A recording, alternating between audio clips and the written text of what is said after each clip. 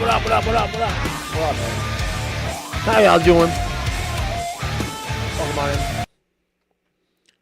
in. Just like auto muted. Cool. All right. That being said, welcome to Brick by Brick Guts. Appreciate you guys coming on in. A little bit late filing in.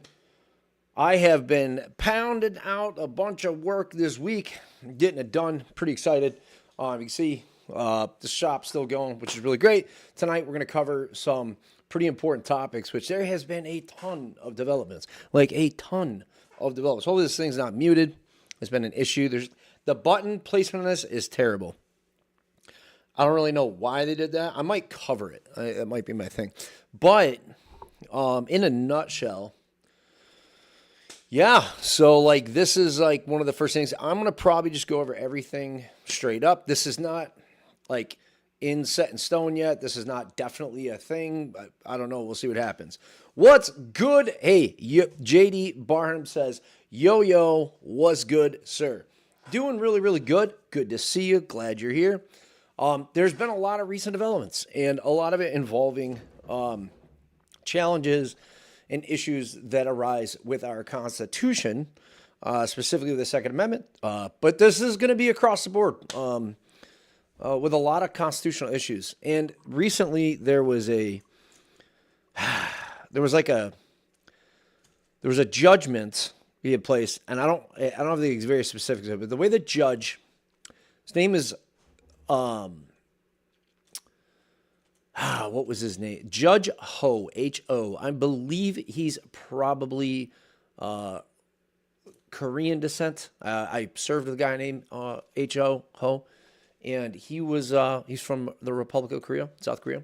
And this guy makes this like really simple blanketed statement. And he said, when it comes to the Constitution, we can't outlaw things out of plain fear. And that was really like revealing, you know. He's like, just because because that's what comes with freedom, right? So we'll be covering some of that tonight. But yeah, like this is a big one. So in here, if you don't know, you got Harmeet Dillon, who works up at DOJ. The Assistant Attorney General Harmeet Dillon, and she deals with civil rights, and she's very big on the Second Amendment.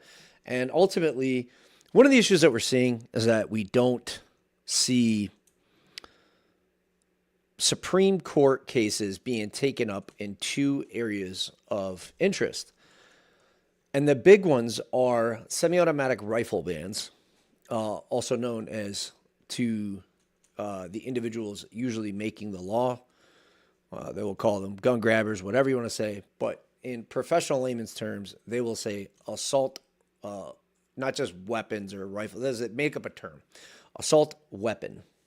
Assault style firearms. It's just made up shit.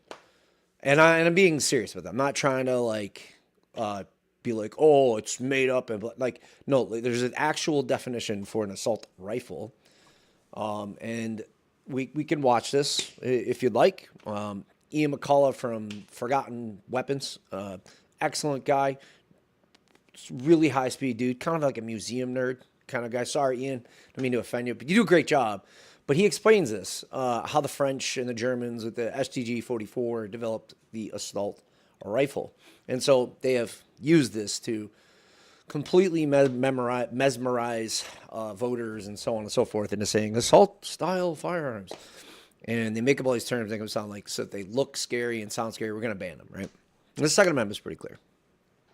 So that being said, the two cases that don't get picked up, assault-style firearms or AR-15 bans, right? There's a lot of places that just flat out ban you or ban features. And the other one is magazine bans. So standard capacity magazines. These firearms weren't designed to hold, 5 rounds or 10. They'll ban 20, and then they'll ban 15, and then they'll ban 10, and they'll just keep going and going and going and going. And so this has gotten really out of hand in some places. And these are standard magazines with the weapon. Like they have to be altered, in fact, to operate with a less round magazine. They have to be permanently put in a block, a permanent epoxy block and stuff like that. Otherwise, they won't even ship them out to you. So This is kind of an issue because the intention of the Second Amendment was to give civilians we the people, right? We are the individuals that are represented by the Constitution in saying that we, the people, are in control of our government, not the other way around. And so the Second Amendment was placed, was put in place in 1791, and it basically, this was so that we would always have access to small arms, the same as our governing bodies would, right? And so if you're new to it, you don't understand it, or you're not like that deep into it, this is the ramifications, justifications behind the gist of what's going on here. And so what does that mean? This includes two major landslide kind of cases, which have to do with Heller and Bruin. These big time Supreme Court cases in which they said a weapon must be dangerous and unusual to ban it, and it must not be in common use. And so AR-15s are clearly in common use. There are hundreds of millions of them in common use, and as well as regular magazines. So we're facing a lot of issues. There are people who are in jail right now in this country in states like Massachusetts and New York and California that have gone away to prison for lengthy periods of time just because they had an 11th round in a magazine. And regardless of who you are, the Bill of Rights, last I checked, is the Bill of Rights, not the Bill of Rules, right? And so ATF, we're going to get some of that tonight. What's up, Neil? Good to see you. ATF, they're doing some really good things. They're turning things around. I know a lot of people say, I think they're an illegitimate organization and F they, whatever. But you know what? I think it's important that we are taking strides in the right direction. And so the ATF makes a lot of rules. And so the United States government basically didn't have a lot of power over things like firearms in the Second Amendment because it's in the Bill of Rights afforded to you. And so the thing that they could affect was commerce. And so commerce is how the NFA was created. Well, we can tax it. These are items that we can tax. And if you don't pay your tax, you go to prison. And that's where the basis of that is. That's where the beginning of gun control starts, right? And this is a big deal. And then you fast forward to 1968 and Gun Control Act. And there were some undertones during the, civil rights movement and stuff to disenfranchise specific individuals. And there was a lot of purposing behind that in the Gun Control Act in 1968. And so fast forward to now, it's just been piled up and up and up and up. But at the end of the day, the Second Amendment is the only right afforded to you that is treated like a second-class right. It isn't even a right. It's a rule. It's this rule, that rule, this rule, that rule. So when you cross a state border, and you should pay attention to this, because if you don't know this, this could be the difference of whether or not you go to jail and lose your job and all kinds of things. If you have let's say you have a firearms identification, handgun permit, something like that, and you live in whatever state, there's a thing called reciprocity, where states will recognize other states' concealed handgun permit. And a lot of states don't, especially on the East Coast. Like you start going through traveling through the corridor, you go up through New York, New Jersey, Connecticut, Rhode Island, Massachusetts. You go from another state and you haven't checked the local laws, you could be in violation. And there's some serious cases on this too. And the last thing I'll say before we get into this shit and have a good time and check some stuff out is that I was talking about Maryland versus Garland, which was like, middle-aged lady just traveling with her handgun permit from Virginia to go see her mom in Pennsylvania. She gets pulled over, gets into an issue with this guy. This guy was going to assault her or whatever, and she showed her firearms identification, said, look, I'm a firearm pull, please get away from me. Gets totally squashed on. This guy ran her off the road. And so she ended up getting arrested for having a gun illegally in Maryland. So that's how crazy. So make sure you pay attention. Check your local laws. It's extremely important. If you didn't know, you can't just do a background check, 4473, get a firearm, and then just travel around with it. You have to check your laws. And it shouldn't be that way. I'm not advocating for that, but that is the way it is. So This is why I'm covering some of this recently, because a lot of things are changing. And if you do, a lot of you in this community do exercise your firearms, Second Amendment and your firearms freedoms and stuff. And so I want to keep you kind of updated as a veteran. One of the big changes was that veterans who had previously had fiduciary duty individuals who, you know, the VA would ask, like, hey, do you need a fiduciary? Do you need someone to help you do your paperwork and your bills? They were outright, this is a background check. So the feds were banning people, the VA was, because of individuals using, like, yeah, I mean, who doesn't want help with their paperwork, right? So a lot of guys are like, yeah, I need help. Well, they consider you mentally unfit to exercise your right if you had asked for that. So we had Donnie. You guys remember Donnie. VA Donnie, amazing guy, Marine. I love that guy to death. Still very good friends with him. And he said, be careful with that, because you will lose your rights to your firearms if you ask for that. Well, the current administration has turned that around. And now we are facing where this DOJ Harmy Dillon here, our Assistant Attorney General, Harmy Dillon up at the DOJ. She's amazing. She's just doing incredible things. She's put a lot of places on notice. Hey, if you violate our civilians' rights, we will file suit. And the basically the responses from a lot of these places like Denver, that's listed here, and Virginia and Massachusetts, they're like basically kick rocks. The feds are overstepping their boundaries. So that's that. That's the gist of what's going on. That's what we're covering tonight. I'm going to hop into it, and we are going to effectively, I'm going to read this out real quick, as you can see. So, the Supreme Court will legalize AR-15 semi-automatic rifle throughout the U.S., according to Assistant Attorney General Harmy Dillon. Let me know if you can't read anything. I don't know if my camera, stupid face might be in the way. Dillon made the prediction after the Justice Department filed a lawsuit this week against the city of Denver's long-standing assault weapons restrictions, arguing the ordinance violates the constitutional rights of law-abiding Americans. And these are clearly in common use weapons and bearable arms. And believe it or not, what's insane here is that Denver, Colorado has had AR-15s banned almost as long as I've been alive, before the advent of the internet.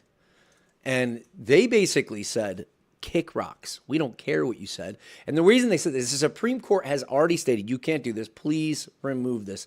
And you know what they said? Well, New York said this and Massachusetts said that. They don't care what the Supreme Court says. And that's a problem, okay? Now, the Supreme Court, generally, in the way our country has worked, has not been it's not set to be the governing body of law, but we have widely respected it for 250 years, as when the Supreme Court says something, we will generally consider that the law of the land. And that is somewhat changing. And I think it's important for you to understand, whether you hear this and you say, you know what, I don't like firearms, I don't want Second Amendment. Well, this very well could affect your First Amendment and your Third Amendment, your Fourth Amendment, Fifth, all your amendments. If we're simply ignoring things in this place, what does to stop someone from making a law against something that offends someone online in your freedom of speech when you make a statement? What does to stop someone from unlawfully searching your home or your car and saying that doesn't matter, we'll get around it this way? How's that ever gone wrong? Well, it's happened all the time. And I'm not here to be doom and gloom. I'm here to inform you that there's a lot of positive things that are coming in and changing.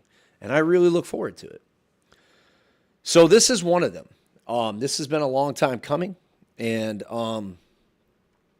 yeah, it's pretty crazy. So the court has really signaled in several opinions that it is going with this, which is an issue because the Supreme Court has very often basically not granted cert, or they won't take an AR case, they won't take a mag ban case. It just gets pushed to the back because 99% of cases do not get picked up by the Supreme Court.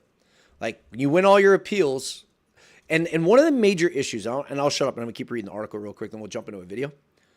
One of the major issues is that You don't. So it depending on what circuit you're in, right? Like you have Ninth Circuit, like out in California, I think, and then you have like Fourth, Fifth. They a lot like so you'll have a lot of like court precedent, or they'll set like a ruling out of California, New York, Connecticut, Virginia. Like they're all like similar style of circuit courts. And then the issue that you have is that they'll make one ruling and it'll be completely opposed to what, say, Texas would rule or like Alabama maybe. But the issue is those states that have, say, constitutional carry, which is a massive thing that's changed only recently in the last like 20 years, where a lot of states are saying, look, it's pretty simple. Right to keep and bear arms shall not be infringed. So if you can buy a firearm with a background check, you can carry it constitutionally, both concealed and whatnot, right? Ideally, like if you could buy it, kind of silly to kind of make people jump through hoops freaking out of how they should be able to bear that arm. Kind of doesn't go with historical traditions, if you will. And so you have a lot of states, like 29 now, that actually allow constitutional state or carry. Check your state, because you might be in a state that has that. That being said, the states that tend to be this way, they don't really have issues where a circuit court says no. Like they don't rule, they don't have cases that come up where they say, yep, person got caught with an 11-round magic bullet. It's too many rounds. We can't have that. So you don't have that issue there because they respect the Second Amendment. And however, you have these other courts that constantly rule against it. And the problem is, the Supreme Court they have a ton of cases, and they're only a limited amount of people, right? So they don't tend to take cases where there aren't conflicts. And the Supreme Court usually takes cases in which there is clearly a conflict. One district says this, and one district says that. You know what I mean? So if one district says, hey, we find it to be completely illegal to have an 11-round magazine. And say Texas said, we completely find it legal, which you're not going to see that case because you see what I'm saying? Like in that area, they don't get hemmed up for that. So there isn't a conflict of interest like that's coming up. So the Supreme Court generally doesn't handle those cases as often. It's really weird when you end up getting to see it, but that's the whole reason why this is like up on the chopping block, if you will. And that's something you just might not realize is a reason why people, or why the Supreme Court doesn't take up some of these cases. So I'll targets Denver's ban on semi-automatic rifles, not even just AR-15s, but semi-automatic rifles. Crazy. Including AR-15 style firearms, which the DOJ argues among most other commonly owned rifles in the country. The complaint also criticizes the term assault weapon as a politically charged language promoted to anti-gun activists. I said this. I have not read this article at all. Like it just happens to line up with what I'm saying. So, Acting Attorney General Todd Blanche, who recently got put into the ATF, and I think he's already doing a fantastic job, framed the legal battle as part of the Trump administration's broader effort to bolster the Second Amendment protection. The Constitution is not a suggestion, and the Second Amendment is not a second-class right. I already love this guy. He's a career law enforcement officer.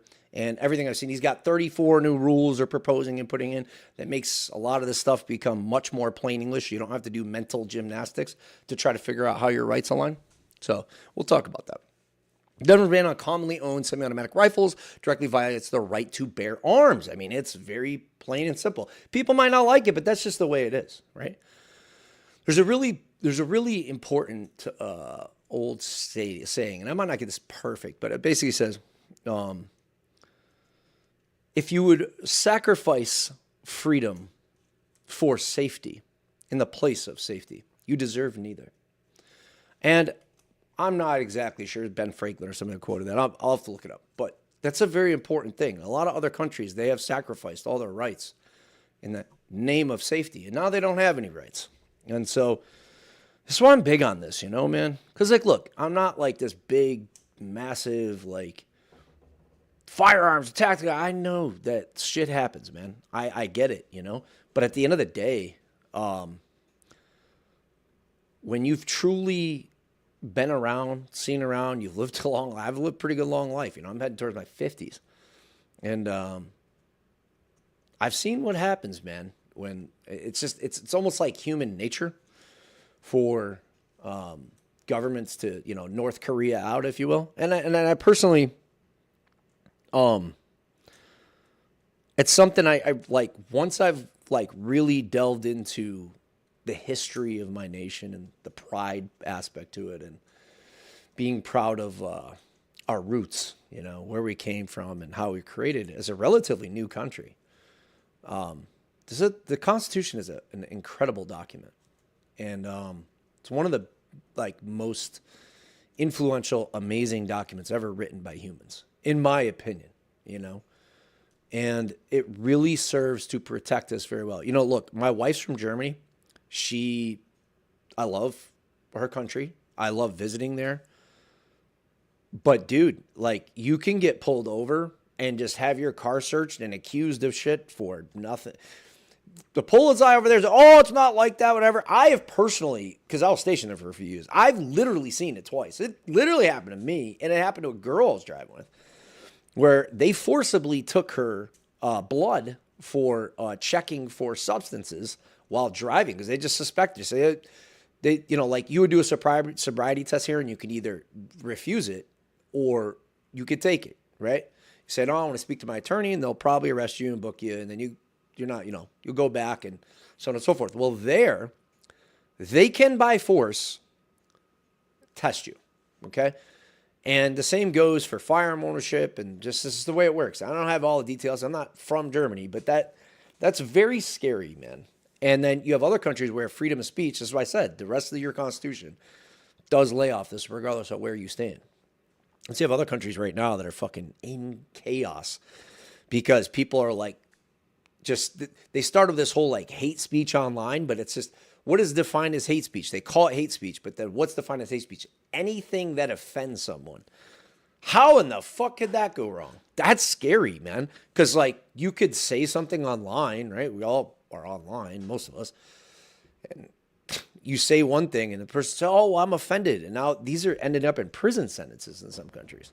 And so I feel that the Second Amendment here in the United States is one of the most important things to ever happen because it sets that tone. Like, I think you should train in arms. I think you should do martial arts. I think you should do cardio and weight training. This is me, right? This is my mind's work towards that, but it makes you incredibly more versatile as a human being. And you'd be surprised at how much, and I speak on this a lot, mentally acute you are and how much stronger you be, especially in today's society that we suffer from like nonstop social media and negativity and anti-social behavior and vitamin D deficiency from not going on the sun enough. You know what I mean?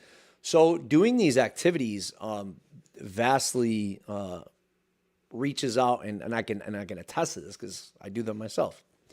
And they vastly improve, especially for us veterans. Like if you're a vet, thanks for your cervix, mofo. I appreciate you guys. I'm glad you guys are here. But you'll agree with me. The better times of your life is when you're physically fit and could do shit. And that generally works for 99.9% of everyone. It's good advice for anybody. But if you're a veteran and you're going through some shit, right? And look, I got some of my friends literally do not have limbs. I've lost a lot of homies. A lot of us have, right? And I think it's important for us to carry the torch, continue on and live in the way that we would have wanted our friends to live if we weren't here. A lot of us live with survivor's guilt, PTSD, anxiety, and I'm telling you, physical activity, training in all aspects. Maybe arms aren't for you, meaning like maybe you don't want to be around that type of thing. Maybe it's not therapeutic for you. Maybe you went through a lot of shit. It just doesn't. You don't like the smell of the cordite. I fucking understand. However, I would widely suggest to you, as long as you are mentally fit, you feel good, and you want to re-explore maybe having a little bit of that experience, you'd be surprised at where it might actually desensitize you back into a better frame. And it certainly has for me.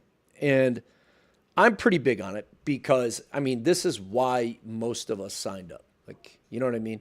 And I know the world is obviously like changing a lot, and there's a lot of people, we're all disagreeing politically, there's a lot of crazy, but there's a lot of reasons why you might want to be able to defend yourself in public. and especially in today's climate and environment. And the reason why I'm so adamant about this, and this is the end of this point here, I don't want to fucking hear it anymore, dude, on the Second Amendment thing. Like, oh, you can't, these assault style firearms. Like, bro, our governments have literal laser guided munitions that turn into fucking big razor blades, dude, that will go through an entire bunker in a mountain to get at somebody they want. Like, dude, I don't want to fucking hear it about having a Glock. Like, you know what I mean? It is meant to be there for small arms. It's there for protection. It's there for hunting. There are many use cases. And it's a bearable arm. It means pepper spray. It means your fucking hands, dude. It means a sword. And I'm big on that, right? And so if you are in the space of it, you want to, here's another thing. I will extend my arm out to anybody here, okay? If you would like to reach out to me through Discord or whatever, my email, go to my website, brickbybrickvets.com. JDeSantis at brickbybrickvets.com is my email. You can reach out to me and you want to discuss it. And maybe you don't own a firearm. What do I do? What do I get into? I would love to talk to you. If you need help with anything outside of that, you're a veteran, you want to access some questions about your benefits or who do you get in contact with, hit me up. Normally, I've done a lot of gaming content, but this has come in the forefront of my life because it's been brought to my doorstep on my local politics. So unfortunately, I have to fucking deal with this. And so I'm becoming much more verbal about it. And we'll see where it goes. Hopefully it is. What up? Hey, we got Nerox in. Agree or disagree? If you are EBT food stamps instead of money or credit to purchase regular groceries, you aren't just given MREs instead for food daily sustenance. And there's a lot of that going on. I heard there's one big thing I could say on this.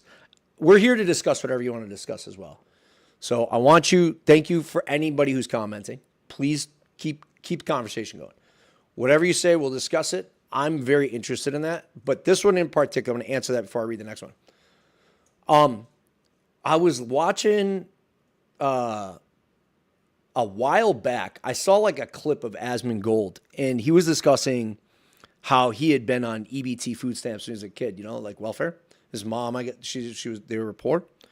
It's a pretty well-known fact about him, I guess, is that he grew up poor. That's why his house looks the way it is and stuff. Because I remember, like, when I first ever saw this guy online, I'm like, oh, who's this greaseball guy who's freaking, like, his hair's all long. He's in a shower. What the hell? This guy's house is filthy. Why is this guy getting all these views and stuff? Well, I was, like, watching it, and I hadn't been on EBT and food stamps. Like, wasn't raised wealthy or anything. But he said to me that, like, the fact that they're trying to change it so that you can't get things like soda or candy is like a huge change, and people are hoopla and clapping. And I feel like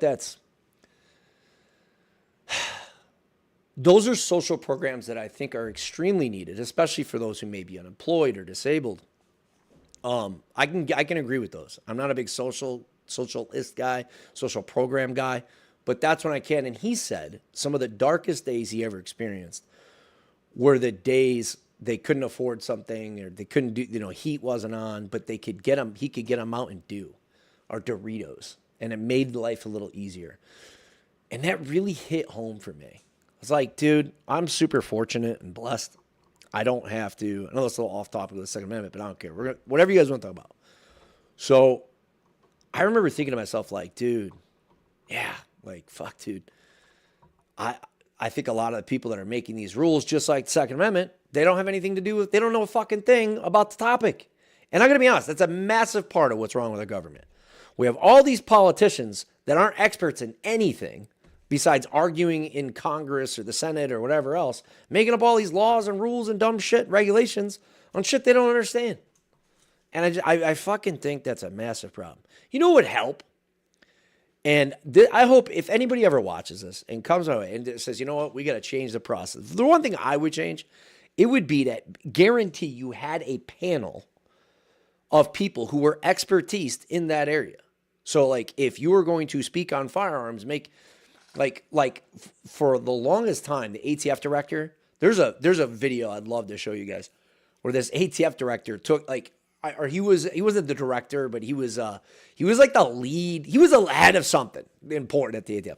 He couldn't take a Glock apart for like a minute and a half, bro. And I'm like, whoa, why do we have the lead investigator here? The lead guy, like the head honcho, he doesn't even know how to take apart a weapon. That's the guy making the rules and the laws. That's concerning. I think the same thing applies, like SNAP, EBT, and all that stuff. School, right? If you haven't had a career in the education system, why the fuck are you making laws? I mean, there's common sense stuff, but a lot, that I think does deserve the right of democratic voting and stuff. But like, bro, if you don't have a background in it, I don't think you should be making the rules on it. Neil, my issue with restricting EBT to no sugar items is money is tight. Worse for kids' birthday, by restricting that, some kids won't get birthday cakes, ice cream, etc. I totally agree, bro. Like that. Thank you, Neil. That is really well stated. And I don't think it could be more clear to me that that is important. Let me see. If it's good enough for our militaries, it's good enough for people who need assistance in getting food. Helps with reducing the fraud of EBT. Now, well, here's the thing. Do you attack the individuals on EBT or do you attack the individuals on the fraud? I have to disagree with you, New York. I think you go after the people who are committing the fraud. You know what I mean? I mean, we're finding a lot of that. Hopefully our tax returns become larger from all this fraud they're finding. I'm all for having these programs that are in place to help people who actually need them, but it's the people who abuse them because they are lazy and don't want to work. I totally agree. I totally agree with that. I get that, but I think if I put it this way, I'd redefine your frustrations are the same as mine, and that is, dude, I cannot stand when they want to do social programs from people who. I said this to my wife today. Zoran Mondani drives me nuts, dude. You might love the guy. I can't stand this fucking guy. And the reason why has nothing else other than to do, like, I think the guy's a clown, to be honest with you. Like, I'm just gonna be flat out about it. But like, this guy so like recently he goes and he goes after this billionaire Ken Griffin, right? And now let me be upfront. Ken Griffin is multi-billionaire, whatever, rich guy, whatever.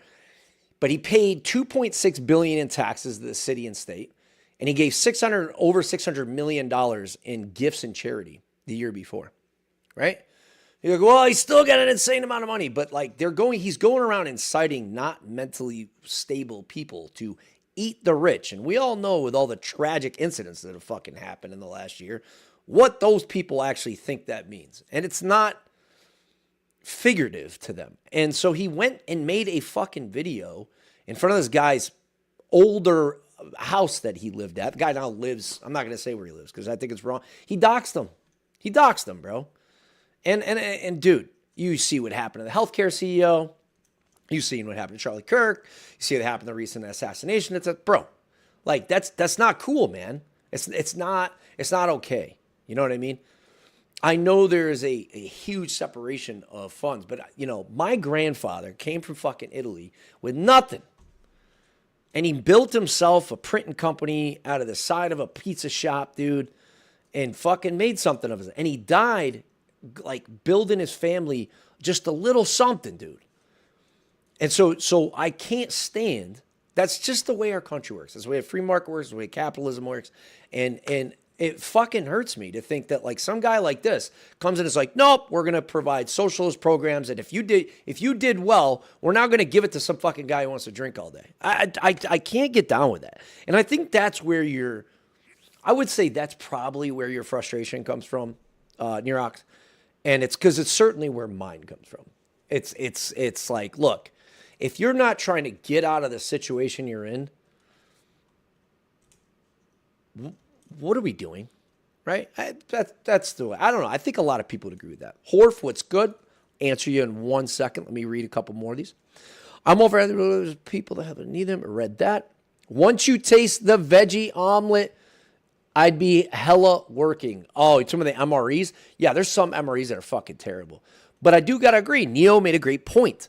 And he said, like, some kids are not going to get that little extra something. Dude, it's not the children's fault, man, that their parents are unemployed or at worst, having a substance abuse issue. That is not the child's fault. And, I grew up with a couple kids that really got bullied and never had anything. These kids had lice, and it was a sad issue, looking back as an adult. These little guys, man, fuck, it breaks my heart, dude. And there's plenty of kids out there that got that. I think allowing them that little bit of freedom is important, I just think that we need to be far more adamant about getting rid of fraud, waste, and abuse, man. You know what I mean? Horf said, as a 100% disabled vet, who can I get to help me through the process of successfully doing an appeal to Social Security benefits claim denial? They say I have 60 days to request an appeal, but I have problems with the paperwork already. Silly as it sounds, because of all the bullshit paperwork I had to do in the Army. So I would say hit me offline about that. I don't know off the top of my head, but I will find out for you. That's what I'll do. I'm going to pop back in, pull this back up, and then let's see if we can. There's a couple good videos that came out. I want to pop one of them up. But yeah, Horf, I got you, man. Hit me up, and I'll get you connected. Sounds like we're going to do it pretty quick, too. I see you. The Army got rid of veggie omelet. The new breakfast MRE is actually pretty dang good. I got to admit, I think the MREs are pretty good. I haven't had one in 20 years. So it's been a minute, maybe a little bit less. 19 years, something like that, I think. I got out in 2006. She argued that the Foundation already overturning it had been established recently. Excuse me, I'm sorry. I'm chewing nicotine gum because I quit vaping like 6 months ago. I haven't quit the nicotine gum now. So, have already been established the recent Supreme Court ruling, including the District of D.C. versus Heller. There you go, D.C. versus Heller. That was a big one, dude. And these states are just saying, we don't give an F, dude.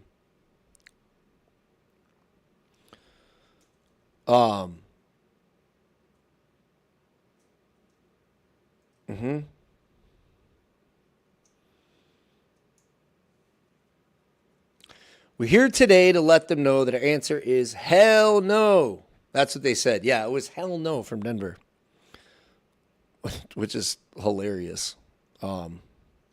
Actually insane, in my opinion. Let's see. I never look at MSN. Let's just see if there's anything important here. This one's getting crazy, dude. The redistricting.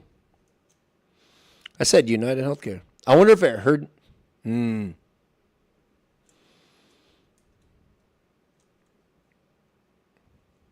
C-Wiz, dude.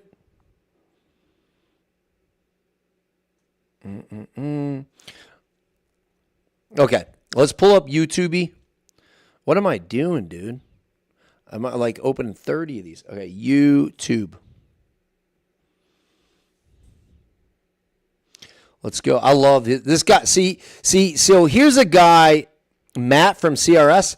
This is an individual who got hammered with, he got hit with a case that has to do with freedom of speech. And he's got a big case. We could talk about that another time, or if you want to talk about it. Virginia criminal walks in. This is a fucking thing that's going on nonstop, dude. I do want to let you know, if you watch a lot of YouTube, or content in general, but YouTube, there's a lot of this going on, dude. So you be careful. There's a lot of content floating around, especially right now on YouTube, where they are, it is AI generated from other countries, clearly, that have a vested interest or there are people, they're making videos saying that like the Supreme Court ruled 9-0, that you could do this and do that. You need to make sure that if you see something, you back up what you're looking up. Because there's a ton of AI-generated content right now on the internet that's fucking out of this world stupid. I want to see this real quick if you don't mind. Canada could be buying the HIMARS system. HIMARS is basically a truck that carries rockets. And you can mix and match the kind of rockets you want. It's basically precision long-range fires. They may buy up to Ping me in 26 Discord, of okay. these things. With You have final my phone delivery number, in right? 2028. Why is this important don't, for Canada to send it have to- this weapon system? Well, first off, HIMARS is so hot right now. It's been proven that it works in So Ukraine. hot. It's good for destroying key bridges, command nodes, all sorts of things far behind enemy lines, And this thing is air transportable on a C-17 or C-130. which are two transport aircraft that Canada has in its inventory. If Canada needs to move a HIMARS from one part of the country to the other, it can do that extremely quickly. So this is a major new capability in Arctic deterrence. HIMARS is also important for deterring Russia in the Baltics. Canada's largest mission outside of its own country is in Latvia. If you want to read more about it, I have an entire article at ryanbeth.substack.com YouTube is weird about links and shorts, though, so I'll put a link. on the YouTube post. He does a great job, Ryan Macbeth. Let me pull up this Copper Jacket TV and other stuff we got going on.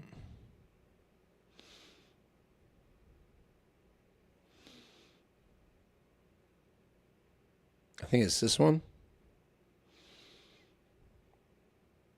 I wonder if this has to do. My man at Bearing Freedom over here does a really good job. Order to This is another big one. Another big one. Copper Jacket TV. I'll put his link in the chat here. I really like his content. I think he does a fantastic job of all the gun tubers. We're gonna pull up some PewView too, bro. I've been watching a lot of PewView. Any of you guys watch PewView?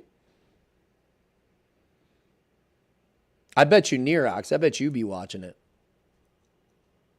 Yeah, ping me on Discord for sure, Hey Horse. everybody, how's it going? My name is Will, and welcome to Copper that Jacket loud TV. enough? So first off, sorry if the voice goes in and out. Took my wife to see Morgan Wallen and Brooks and Dunn, and this is sort of the aftermath of that. So anyway, this is turning out to be a much more interesting week than I expected, and today we actually have some huge breaking news. So back on April 29th, the DOJ and the ATF announced a new plan to address Trump's executive order to protect the Second Amendment. Then yesterday, we find out that the DOJ is going after Denver over their semi-auto ban. And now Shit is getting today, crazy. We have this. More good news that I think we can all get behind. It's definitely... Hey, I did forget. 34 new rulings coming to ATF. Not set in stone stuff. I think one did get changed, but some of the big ones they're covering. And like I said, you did not hear this here as set in stone, no legal advice, none of that shit. You already know the deal, right? But hear me out. The ATF is changing. So pistol braces, they're not going to not consider that a firearm could still be an SBR. For you disabled veterans out there, some of those things that are important, you might need a stabilizing brace, right? And they've already been approved. They're saying they're removing the 2023 ruling. It's not set in stone yet, but that's coming.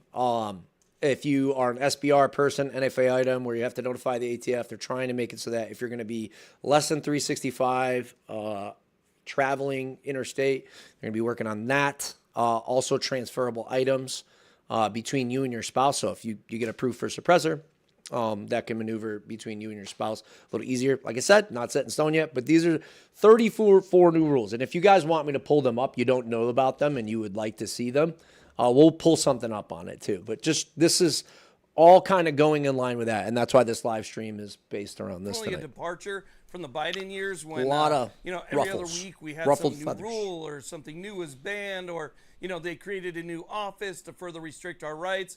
And while I'm not thrilled with everything the DOJ has done, Gotcha, I'm Orf. certainly happy that we're Is this finally loud enough? seeing movement in the right direction. Last time I paused it. Hey, is this loud? Is the video loud enough? Well, today the DOJ has decided to jump into the magazine ban arena Thank you. and has just filed a lawsuit to overturn a state's clearly unconstitutional ban. And when the DOJ files a lawsuit like this, I think it carries a lot of weight. So today we need to talk about what Thank you, and Neil. where this lawsuit is and what the DOJ is saying about the constitutionality of magazines. Again, this was just filed today, so let's get to it.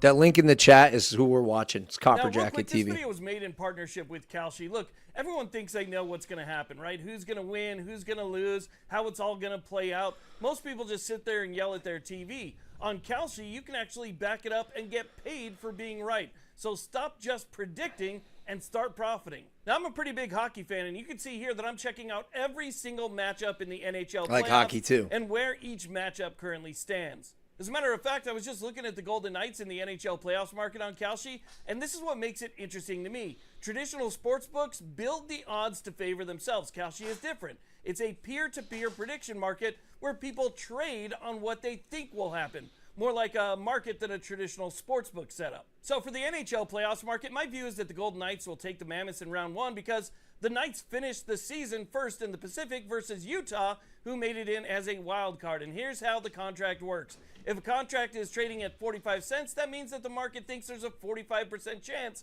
that it will happen. If it does happen, it settles at $1 per contract. That's why this appeals to people who really follow sports or just about anything else closely. Even things like who's going to be the next AG. It's simple. You take a position based on what I don't really agree with these things, man. And you trade in or out before the market resolves. Kalshi also offers interest on eligible positions, which is really interesting for longer-term trades. So if you want to try it out, go to my partner, kalshi.com/copperjacket, and use code copperjacket to get That's a cool sponsor, but when you trade $20. it's gambling, right? Now, real quick, You know what I I just mean? want to address the giant, oversized elephant in the room that's just standing there staring down at all of us. If the Supreme Court would just do its job The hell? and stop being afraid of political backlash. All right, real quick. I know. Look it. I can't even be a hypocrite about this because at the end of the day, like ruling over gambling, the reason I have an issue because a lot of people have an addiction problem with gambling, man. And I feel like it's just so open. All these prediction markets are fucking crazy. The real reason I don't like the prediction market crap is because I feel like it influences a lot of outcomes on things that I don't think are super positive to the country, man. Like sometimes, like tactical operations, some issues there, or like maybe a company that you would like GameStop issues, you know, like we'd seen back in the day. Anyways, yeah. And take any one of the magazine I have ban YouTube cases Premium. Hell yeah, that are dude. Practically begging It's to one of be the few things accepted. I have a We wouldn't subscription need to. Any more lawsuits No like ads. this one. Just take Duncan. I use a and lot of end the tutorials. nightmare Watch a lot already. of them. And with that being said, let's go ahead and talk about what's going on here. So I'm sure most of you are familiar with Harmeet Dillon. She's the Assistant Yep. Attorney General and never head of know. the Civil Rights Division.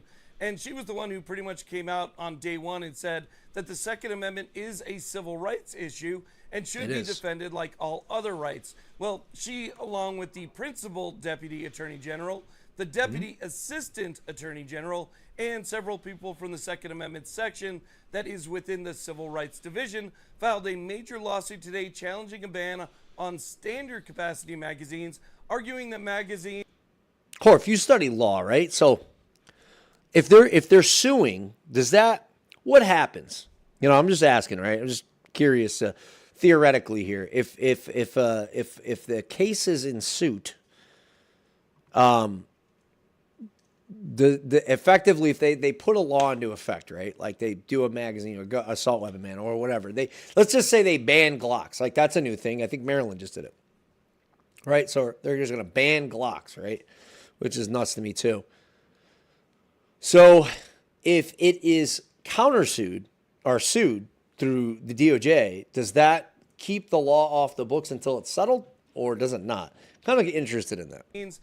are in fact protected by the Constitution, which is huge and sets the framework for a case that almost certainly would be accepted by the Supreme Court if our mag ban cases that are there right now end up getting denied.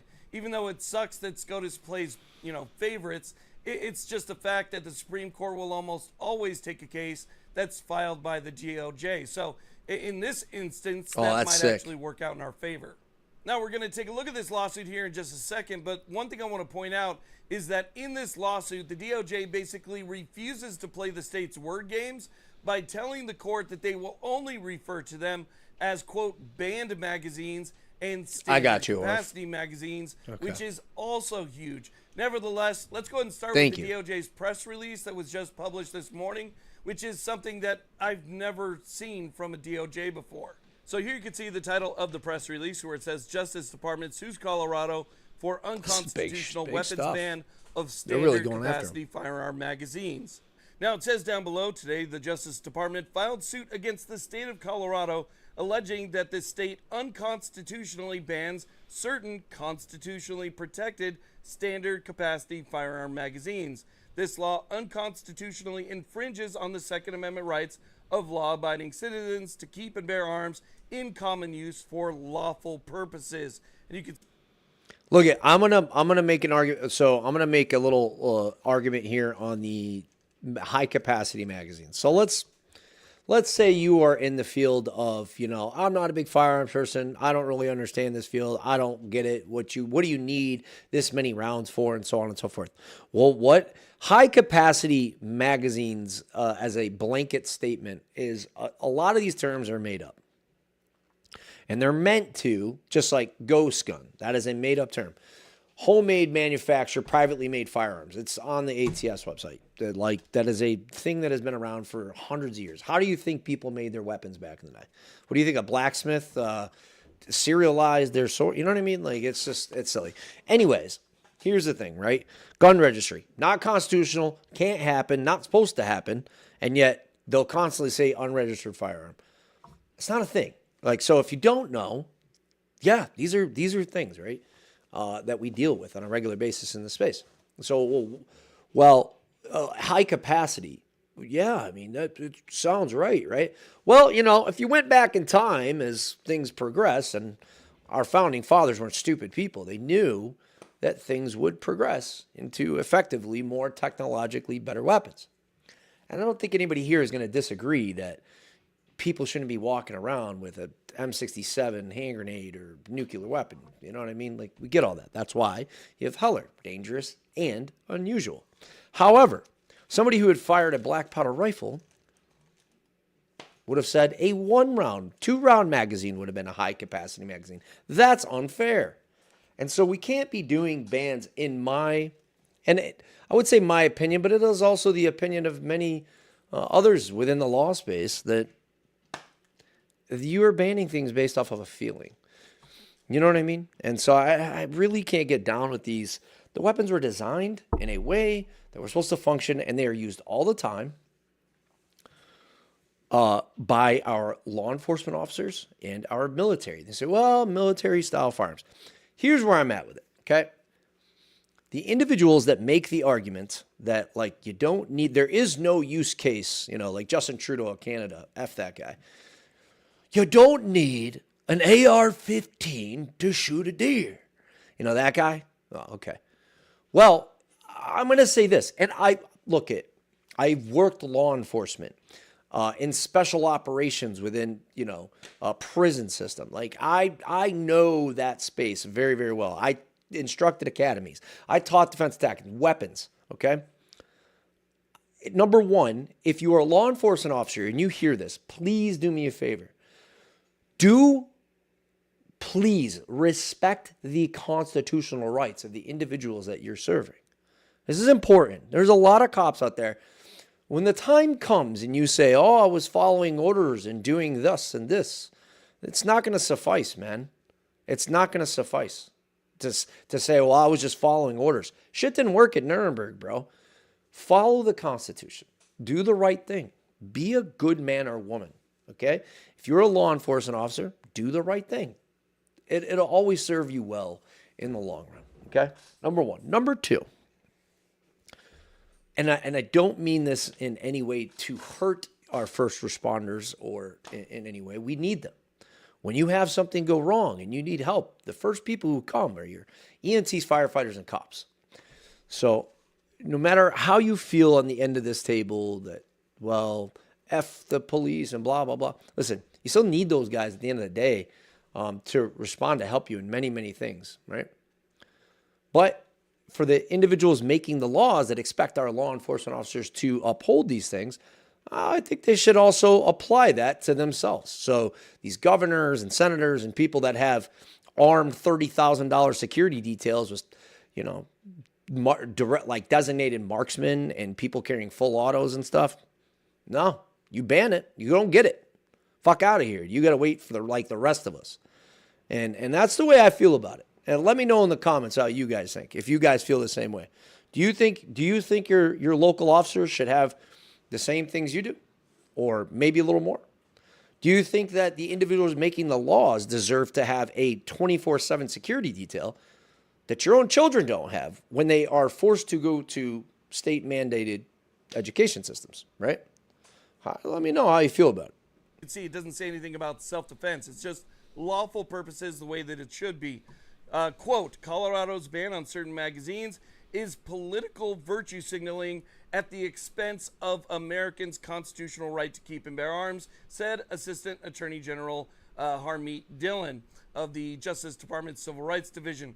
Under my section, the division's Second Amendment section will continue to defend law-abiding Americans' rights against unconstitutional restrictions on their right to possess arms, which are owned by tens of millions of their fellow citizens. As the complaint explains, a state of Colorado statute makes it a crime to possess so-called, quote, large capacity magazines, but the state has previously admitted that it bans magazines that come standard with many of the most popular firearms in the nation, including AR-15 style rifles, which are the most popular rifles in America. Law-abiding Americans own hundreds of millions of magazines, such as those banned by the state. In 2000. Well, okay, so Horf says here, the lawsuit is an easy one. You can't sue over something that isn't legally defined. And the state of Colorado has yet to define what standard capacity is for a magazine. This leaves it up to the federal definition. 15 rounds for a pistol and 30 rounds for a rifle. States don't have the right to restrict capacity of mags below the federal level without first defining what standard is in that state. I've never seen anywhere that said what high capacity or standard is. Yeah, standard issue, but I mean, it's very well known that typically in our current technology, 15 rounds would be a pistol. That's going to be your typical Glock 19 and many other firearms. But a lot of 9mm Luger, NATO rounds, chambered weapons like the P365X Macro, which I love, by the way, or the Springfield Armory Hellcat Pro. You know, these are chambered with 17 rounds or all up to 21. But I mean, fit in the actual magazine, it's 17. 22 caliber handguns and 380s, depending on the size. Like a Glock 25 has a 15 round capacity and a 380, but I bet you could probably, if they'd wanted to, Glock could have made a magazine that would have fit, especially if it was a metal mag, it probably could have fit like 25 rounds in it. Now, I think the standard is pretty common. I mean, our soldiers even carry 30 rounds in an AR mag. And, that would make sense. After that point, and then you start getting into like drums and high, you know what I mean? Like, I almost said it myself, high capacity magazine. You know, like a 60 round mag. I think that's a little more abnormal. But I don't fucking care, to be honest. I mean, look, the functionality of the weapon in a really trained individual, it's not going to really change much, man. And my biggest problem with this, dude, I'm going to be honest. The biggest fucking problem I have with all this, man, is like go after the people violating the law. You know, I'd respect you a lot more if you actually went after the individuals that were causing crimes. But you just choose to attack people like my mom and my dad and my wife and my kids, man. My friends. They're just going after people that have served the country and done the right thing. Law-abiding citizens don't deserve to have all these raws and loos and play mental gymnastics with, how do I obey the law? Because the individuals that don't obey the law don't care. They don't care. They literally do not care. They're never going to care. You're going to tell me some guy who's going to rob a bank? He doesn't care what that law states, man. So that part bothers me. And that's personal. That part's personal to me. That part gets really under my skin. And I hope it gets under your skin too. Cherry, what's good? You missed the whole fucking party, dude. When I was infantry, my M4 mags were 45 rounds each. Really? I must be fucking old, dude. I never had a 45 round mags. I had 30 Stenag mags. I probably got one back there, but we're on a live stream, so I can't pick one up. Or YouTube, 29 round mags. What's up, Donnie? Makes it hard on everyone else. It does. It does. Dude, it's crazy. Standard issue was 30 round. Right. Sorry, I'm late to the party. I've been working on unpacking. Hopefully, sorry if that was really loud. So hopefully, we can make your night. Have a good time with your unpacking. Thank you. You're never too late, Cherry. Love you. Thank you for being here. 2008, the You're United States right. Supreme Court, in its landmark decision in District of Columbia v. Heller, Boasting about your held 45 that rounder? The Second Amendment Mofo. protects the right of law-abiding That was citizens 11, Bravo. to possess weapons that are in common use for lawful purposes. And here's the case that they are referencing in that press release. So you can see here, this was just filed today, May 6th, in the United States District Wow, Court it's already in. Let's for go. the District of Bam, Colorado. dude. And this is going to be United States of America v. State of Colorado and Colorado Department of Public Safety. And this is the complaint for declaratory God bless this and woman, man. injunctive relief. Now, we can actually learn a lot just by taking a look at the introduction. The introduction basically says, look, Colorado, we have a Second Amendment right in this country. It protects the right to keep and bear arms that are in common use. Right up in front in your face about which is it. what these magazines are. They are considered arms under the Constitution's plain text. These are not large capacity. They are standard capacity. Standard. And therefore, we're only going to refer to them as either, quote, the banned magazines or standard capacity, and they are kept by tens of millions. Now, we're not of playing this people. game. And then She's we can look awesome. at paragraph number 6 here, where it says, law-abiding Americans own and use for lawful purposes literally hundreds of millions of magazines, such as those banned by the state. A detachable magazine is an integral part of most semi-automatic Integral, firearms, yeah. including the AR-15 rifle. As such, they are covered by the Second Amendment's right to keep and bear arms. The state's magazine ban is a ban on an arm in common use Yep, in for common use. lawful, and I think they meant for lawful purposes, by law-abiding citizens. Therefore, the magazine ban violates the Second Amendment.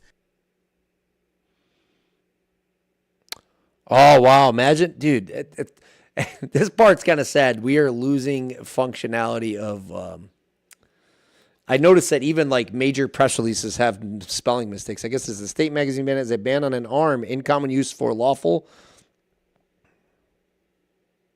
by law-abiding citizens. Lawful purposes. Yeah, purposes was left out. And the United States brings this action to vindicate the rights of Colorado citizens whose rights have been and are continuing.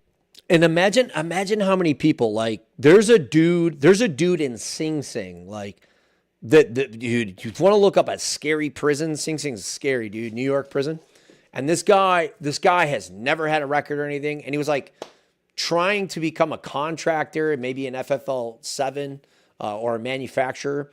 And he was at home, but he was just, he was doing polymer 80s and working on ARs, and he had weapons and normal capacity like Glock mags and stuff. He is serving 10 years in a super violent prison because they like had a complaint. And then they said he had a stockpile of ammunition, and I think he had 1,000 rounds, maybe 2,000, which I literally have been sent to training on fucking multiple occasions. I've gone through more than 1,000 rounds on a belt fed, dude, and like minutes, dude, like less than. Technically, you could rip through a whole belt-fed 1,000 rounds if you went full cyclic, man. And I know it's a belt-fed and it's kind of a bad example, but I've ripped through fucking 10, 12 magazines on a M16. You know what I mean? And then as a law enforcement officer on my patrol rifle, AR-15, I've gone to training events. I've done tons of things where I just blew through 2, 4, 5, 10,000 rounds. I trained with a Green Beret, and it was fucking 20,000 rounds in 2 weeks, man. Like 2 weekends of training. So, 1,000 is just, it's easily could be a range day. I mean, to be honest with you, at semi-automatic, you're not running FRT or something like it's going to take a little bit to burn through 1,000 for sure, but it's not a stockpile. You know what I mean? And they're getting away with a lot of these scary terms.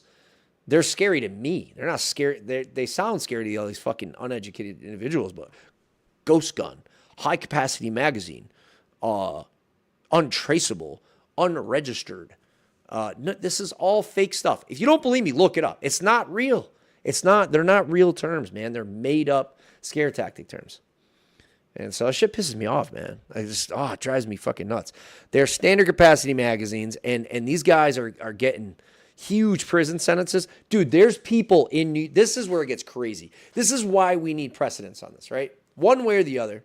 There are people who check in their firearm and say, like, they go to the airport, LaGuardia, JFK, whatever, and they go through New York and they get a layover, right? And they don't know what to do, and they have to go check into a hotel. They have to as soon as they take possession of the firearm in New York, they get arrested.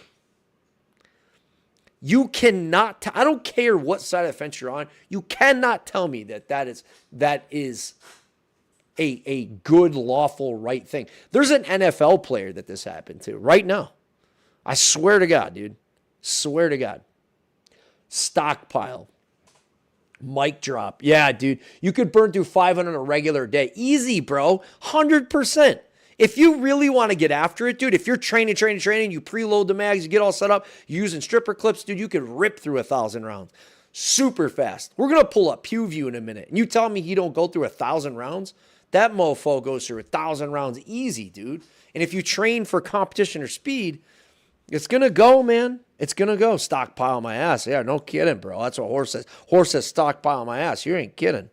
Yeah, Neil said, going after minor, no issues versus criminals that don't care about the law. That's saying a lock only keeps an honest person out. I love that saying. That's what Neo says here on Twitch. And yeah, absolutely, totally agree. I'm trying to get better at reading people's names and their statement. I haven't done that for the last couple of years, and I'm going to try to do that a little bit more. Call me on if I don't. Blast that many rounds to an M4 because we didn't want to have to turn shit in at the end of the range. Or you don't want to carry the ammo.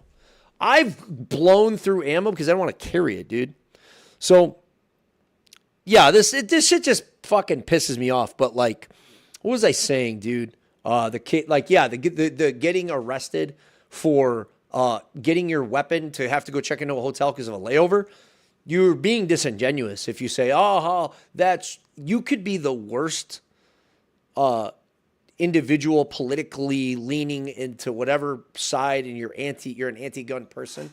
If you think that, like, under current standards where, like, the Second Amendment applies differently in all these different states, that you should, somebody who's followed all the laws, followed all the rules, and checked in and was traveling, so they go to a training event or competition, and then they get off, their plane gets canceled, they're delayed, and they have to go check into a hotel, and now they're in possession of a firearm in New York, and so they get arrested, and you say that person deserves that because F guns or something, you're an evil person.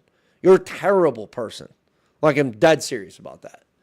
There are young folks that compete, Olympian. This could happen to an Olympian, right? This could happen to all sorts of individuals. And so the law is designed to really screw over really good people. I'm just going to say it. You know what I mean? And so we need these cases to be resolved because fully honest, honorable, good people are now getting affected. And I'm going to tell you something. Contrary to popular belief, the Second Amendment has vastly transcended onto a bipartisan kind of viewpoint. Matt from CRS talked about it. He said a lot of Democrats on the left side have gone to firearms ownership and got their first weapons and stuff during and after COVID, during the riots, because of civil unrest. And so a lot more people are exercising the Second Amendment. I really wish, like, the more bluish kind of left-leaning states, I wish they would get off a constitutional topic. You know what I mean? Just as much as I would also argue that the right side should be, as I said, let me go where I'm going. The right side, red-leaning states, should be laying off the pro-choice and pro-life argument. This should be left up to a panel of experts, right? We are very torn in this country about those two topics: firearms ownership and pro-life, pro-choice decisions. And so ultimately, this should be a massive choice, if you will, amongst experts. And that's what I said. Like, you have people making decisions that have no idea the ramifications of why they're mad about it. You know what I mean? And so I'm seeing a lot of individuals from both parties exercising their Second Amendment rights now. And I love it. I'm so happy for that. I like to see people training and doing the right thing.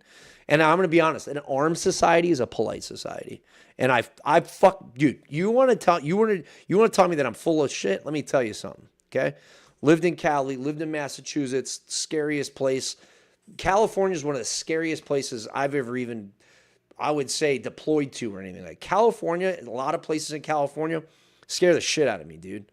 And I'm like, tough guy, whatever you want. I have not felt super comfortable, like, getting out of my car in the middle of the night, like getting gas, dude. Like, straight up. Like, you can go missing like that, man. And then Mass, dude. 9 out of 10 people will cut you off in traffic. And when I moved down here to Virginia, 9 out of 10 people will let you in. And this is a much more armed society. You know what I mean? Continuing to be I'm going to pull up a pew view in a violated minute. by the defendants. Now, So you can see 1,000 rounds blasted. blasted. Goes on to say that, quote, under Bruin Step 1, the magazine ban is presumptively unconstitutional as set forth below. Defendants will not be able to rebut this presumption. So basically what they're saying is that 1, magazines are arms. 2, Colorado's magazine ban falls under the Second Amendment's plain text. 3, under Bruin, the ban is presumptively unconstitutional.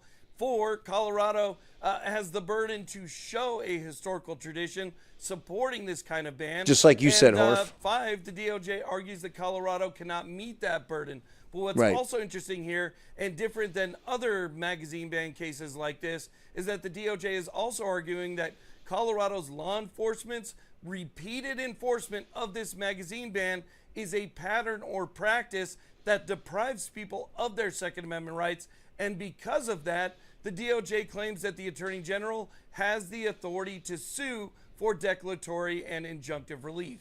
So the bottom line is that Colorado, in its infinite wisdom, bans magazines that can hold more than 15 rounds, but those magazines are commonly owned and used for lawful purposes all the time.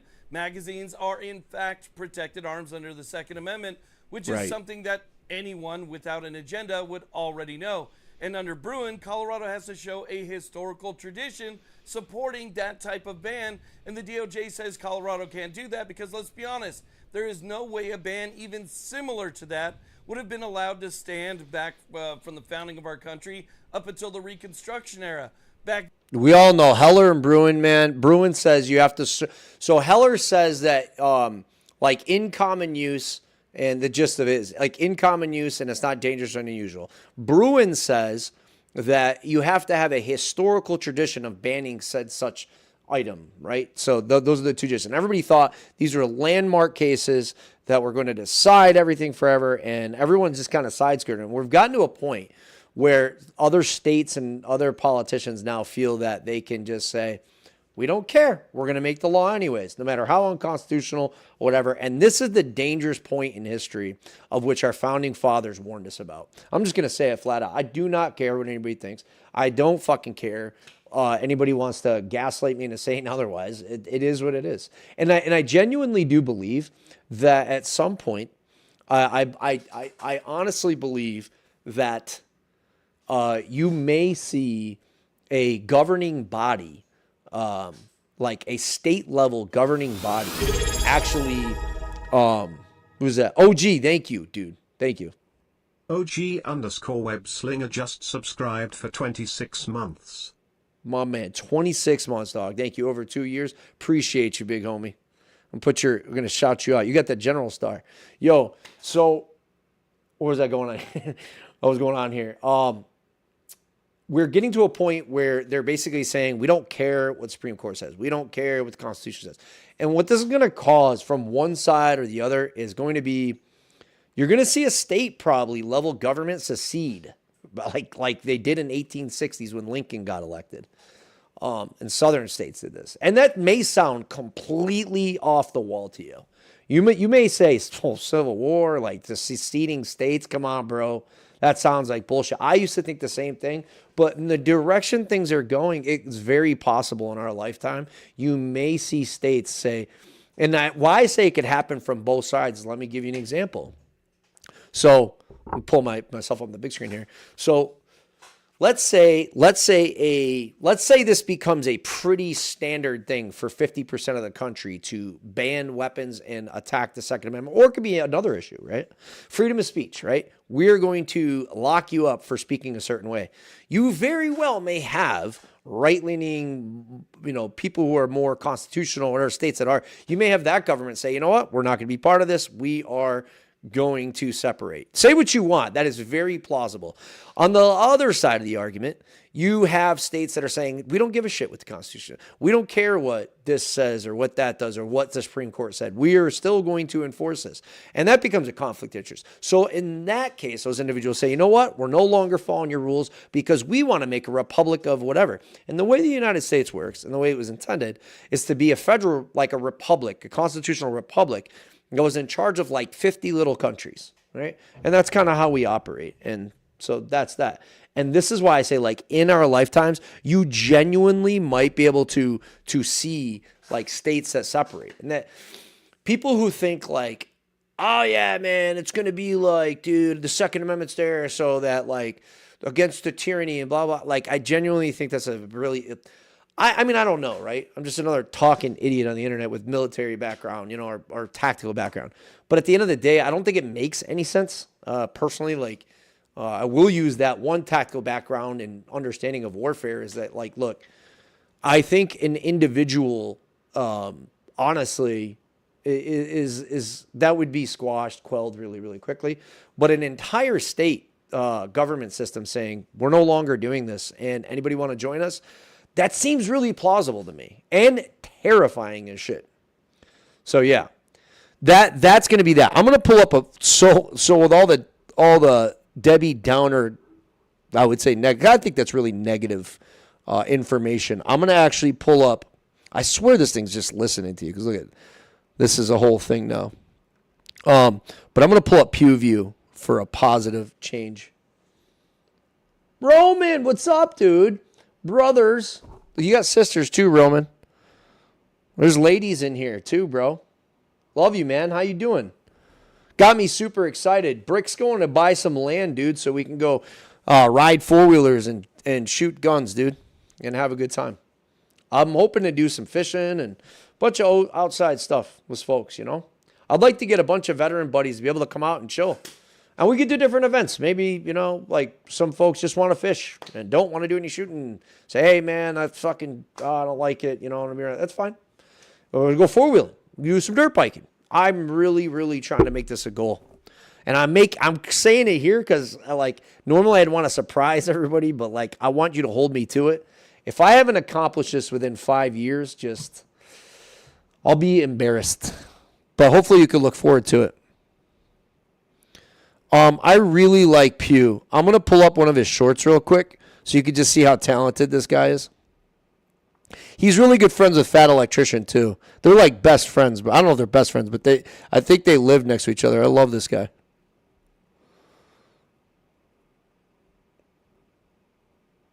Ooh, I'm kind of curious about that because I want to get the Kimber 2K11 Pro comp. It sounds like a fun time. I think so too, man. Yeah. Omnar right there, he's been pushing me like mentally to do it. Dude, Oh, $1,000? God damn, that's Nah, you know what? I can't do that. Oh, I'll have to pull it out. I forgot his shorts, dude. I'm sorry to pull that away from you, but I forgot he has. Hold on, what was that? Oh, Indiana election blowout in Indiana. I don't know. I'll have to check it out. Nick Freitas. He's a Ranger and Green Beret. Absolutely fantastic. But yeah, they play music that's going to be copyrighted in the short, so I can't play a short, unfortunately. But I can pull up. See what he's got here. There's a whole bunch of different options. There's like I was probably sleeping when this played. some purely accidental, little bit of Hold on. Let me know in the comments if you like PewView. I'm going to put his There content. has been a lot, and I mean a lot of mistakes made with Sub to firearms. him. Some You'll be grateful. accidental, little bit of negligence, and some of these are just plain stupid. But in this video, I'm going to go over some of the most common mistakes that a lot of us make, including myself. But before we get started, let's go over the 4 rules of firearm safety. Treat every gun as if it's loaded. Never assume the gun is unloaded, even if you just cleared it. Always keep the muzzle pointed in a safe direction. Yep. Never point a firearm at anything you're not willing to destroy. Keep your finger off the trigger until you are ready to fire. Sad. Last but not least, know your target and what is beyond it. Now let's get started with number 1. Your gun doesn't shoot low level. Okay. Now, I want to tell you, that as I move forward and I have already started recording content, and I'll be uploading that stuff. And the number one thing that I'm very big on is safety. I am very, very adamantly big on safety. I have seen tons of what they call negligent discharge. We call accidental discharge back in the day. NDs, dude, ADs. I've seen a bunch. I've seen full auto weapons go off from terrible officers' decisions and stuff like that. I am fucking big on weapon safety, and it's not a PTSD induced thing. It's an experience thing. It can happen to anybody, and the most experienced people. And it can happen to the least experienced people. It's huge to me. So moving forward, I'll be big on that. I don't think anybody will disagree with that. But I noticed that like a lot of gun tubers and a lot of YouTubers that when they do, like it sounds fucking stupid. But like when they have the firearm, a lot of times they point it towards the camera. But when you're the viewer, I feel like it's weird. Like I feel like I'm on a range when I'm with like somebody like Pew. He don't do it. But I'm saying it makes it almost feel like you're like worried for the camera guy, or you're worried is like, whoa, why are you pointing at me? It's a weird feeling, but I think I'm going to try to do some like footage to where I'm very cognizant of that, because I think it'll translate well to new shooters and individuals who want to learn a little bit more. And if there's anything I can do to help somebody with mistakes I've made or seen, I would love to do that. Let me know what you guys think in the comments. Left, you do. Let's talk about it. Hold on. To anticipate. I promise I'm gonna play. I know it's super annoying that I keep pausing it, but I don't want to miss any comments. It sounds that people don't use common sense when handling the firearms. Yeah, some people I've seen insane like accidental discharges, negligent discharges. There's one where a DEA agent was at like he was at a school and he discharged his firearm in a classroom and he hit himself in the leg. And this dude's a beast. He ate it and was like, kept all the kids calm and stuff. But that shit, dude, that was a video I had to train other law enforcement officers of huge. I mean, dude, that is like the last fucking thing that you want is to have those two items mixed together, right? Live firearms and you know what I mean? Like, dude, that's a big one. That's a big one. So, You can like when tragedy happens because of that, that could have been avoided. You can never get it back, and that's why I'm big on it. We're gonna have a lot of fun, but I think it's super important. Me and my wife have a rule. We have 3 rules I'll give you up front that we do. Number 1, check the weapon 3 times. We both do this. Clear, clear, clear, clear. Check the mag well. Check for brass. Check inside. We're looking in the chamber. Clear, clear, clear, clear. Roger. Rack it, clear it, functions test, clear. Now we know a weapon's safe. Number 2, always separate live ammunition from a firearm. Lock up the live ammo. Keep it out of the same room. Don't fucking keep it anywhere, because I'm telling you right now, you get in a bad habit, you walk away from the weapon, and sometimes the ammo can end up with the weapon. That's not good. Get snap caps. If you don't know what snap caps are, they're like fake dummy rounds. You use those. Number 3, if you leave the firearm unattended, I don't care if you're the only person fucking home. Because you have to do dry fire drills and stuff like that. If you are handling a firearm and you walk away from the firearm, clear it again. Clear it again 3 times. Check it out. Functions test. Fire it. Make sure it's good to go. No ammo near it. And I'm telling you, that'll serve you well. Because if you do that, it's very unlikely you are to have an ND if you follow those to a T. It's a lot less likely, I'll say that. Anticipating recoil is a bitch, and we're Don, all you guilty seen of that it. that I DEA started one? out with Glocks, and I used to anticipate the shit out of recoil. Thank you, I Horf. still do, depending I'll on the gun. read it It's in a a hard minute. habit to kick. Trigger has a lot to do with that. Obviously, if you're anticipating when this trigger is going to break, you're going to Horf, I'm trying to do it flat out, bro. Like my own. Private property. Anticipating recoil means you're flinching. You're trying to get in front of the recoil to manage it a little bit. You saying that's like the same? So the best way I found Or what to I'm combat thinking? this is I would take my magazine out of the gun. I would hand it to a buddy, whoever's at the range with you, give them a handful of actual ammo and one dummy round. Have them randomly place the dummy round inside of the magazine, and you shoot as if this gun is not going to go off. Here you go. So Dalton has a dummy round in here. I don't know where it's at. I'm just going to aim at that and just assume that none of these are going to go off and try not to flinch. Wow, dude. I would have I'd say even I would have more probably had a importantly little than having movement your buddy there. Load a dummy round into your magazine. It's really important to dry fire with whatever gun you decide to buy. All triggers are different. All grips are different. Sit there and dry fire hundreds, thousands of times. Really get the feel for when your trigger is going to break in your gun, and that will result in a hell of a lot less flinching. Also, something I wanted to point out with flinching. Obviously, everybody does that. You get a loud noise right in front of your face. It's instinctive to put on the safety squints. You want to close your eyes because, you know, regardless of whether or not you have safety glasses on, which you always should when you are shooting a firearm. But subliminally, you tell yourself, big scary noise, protect the eyeball. We all do it. It's hard to keep your eyes open. My wife true. is really bad at it. But the ways that we have found to be able to combat that is to, one, not shoot steel. Started with cardboard and a smaller caliber. If it's Dummy 22, round drill, it's not yeah. as loud, it's not as concussive. Then you're able to keep your eyes open a Smart. little bit more, and then you can eventually work up. 380, 9mm, 45. You work yourself through it. You're building that flinch tolerance, if you will. So if you got somebody that's really bad at flinching, just hand them a smaller caliber gun. All right, we're starting her off with a 22. We're going to see how she does with flinching. Zero flinch, though. Mrs. Pugh does a great job. I got my wife a Glock 44, the 22 cal. Loves it. Works great. I need a blink. My eyes are watering. I'm actually like crying right now. Do you have Great any job. tips to not flinch? What have you learned? Shoot a 22. I've heard that if you stick your tongue on the roof of your mouth, then it's supposed to help you not flinch, because flinching is tensing your muscles in your face. When you stick your tongue on the roof of your mouth, then you're already tensing the muscles in your face. Science. So we all do it. There's just ways to combat it. So let me tell Them's you the why rules. that's important and why it might not matter. So G-Van's gonna pop a fake gun up on the screen, and I have a fake gun right here in my hand. You pull your shot, you flinch, bang.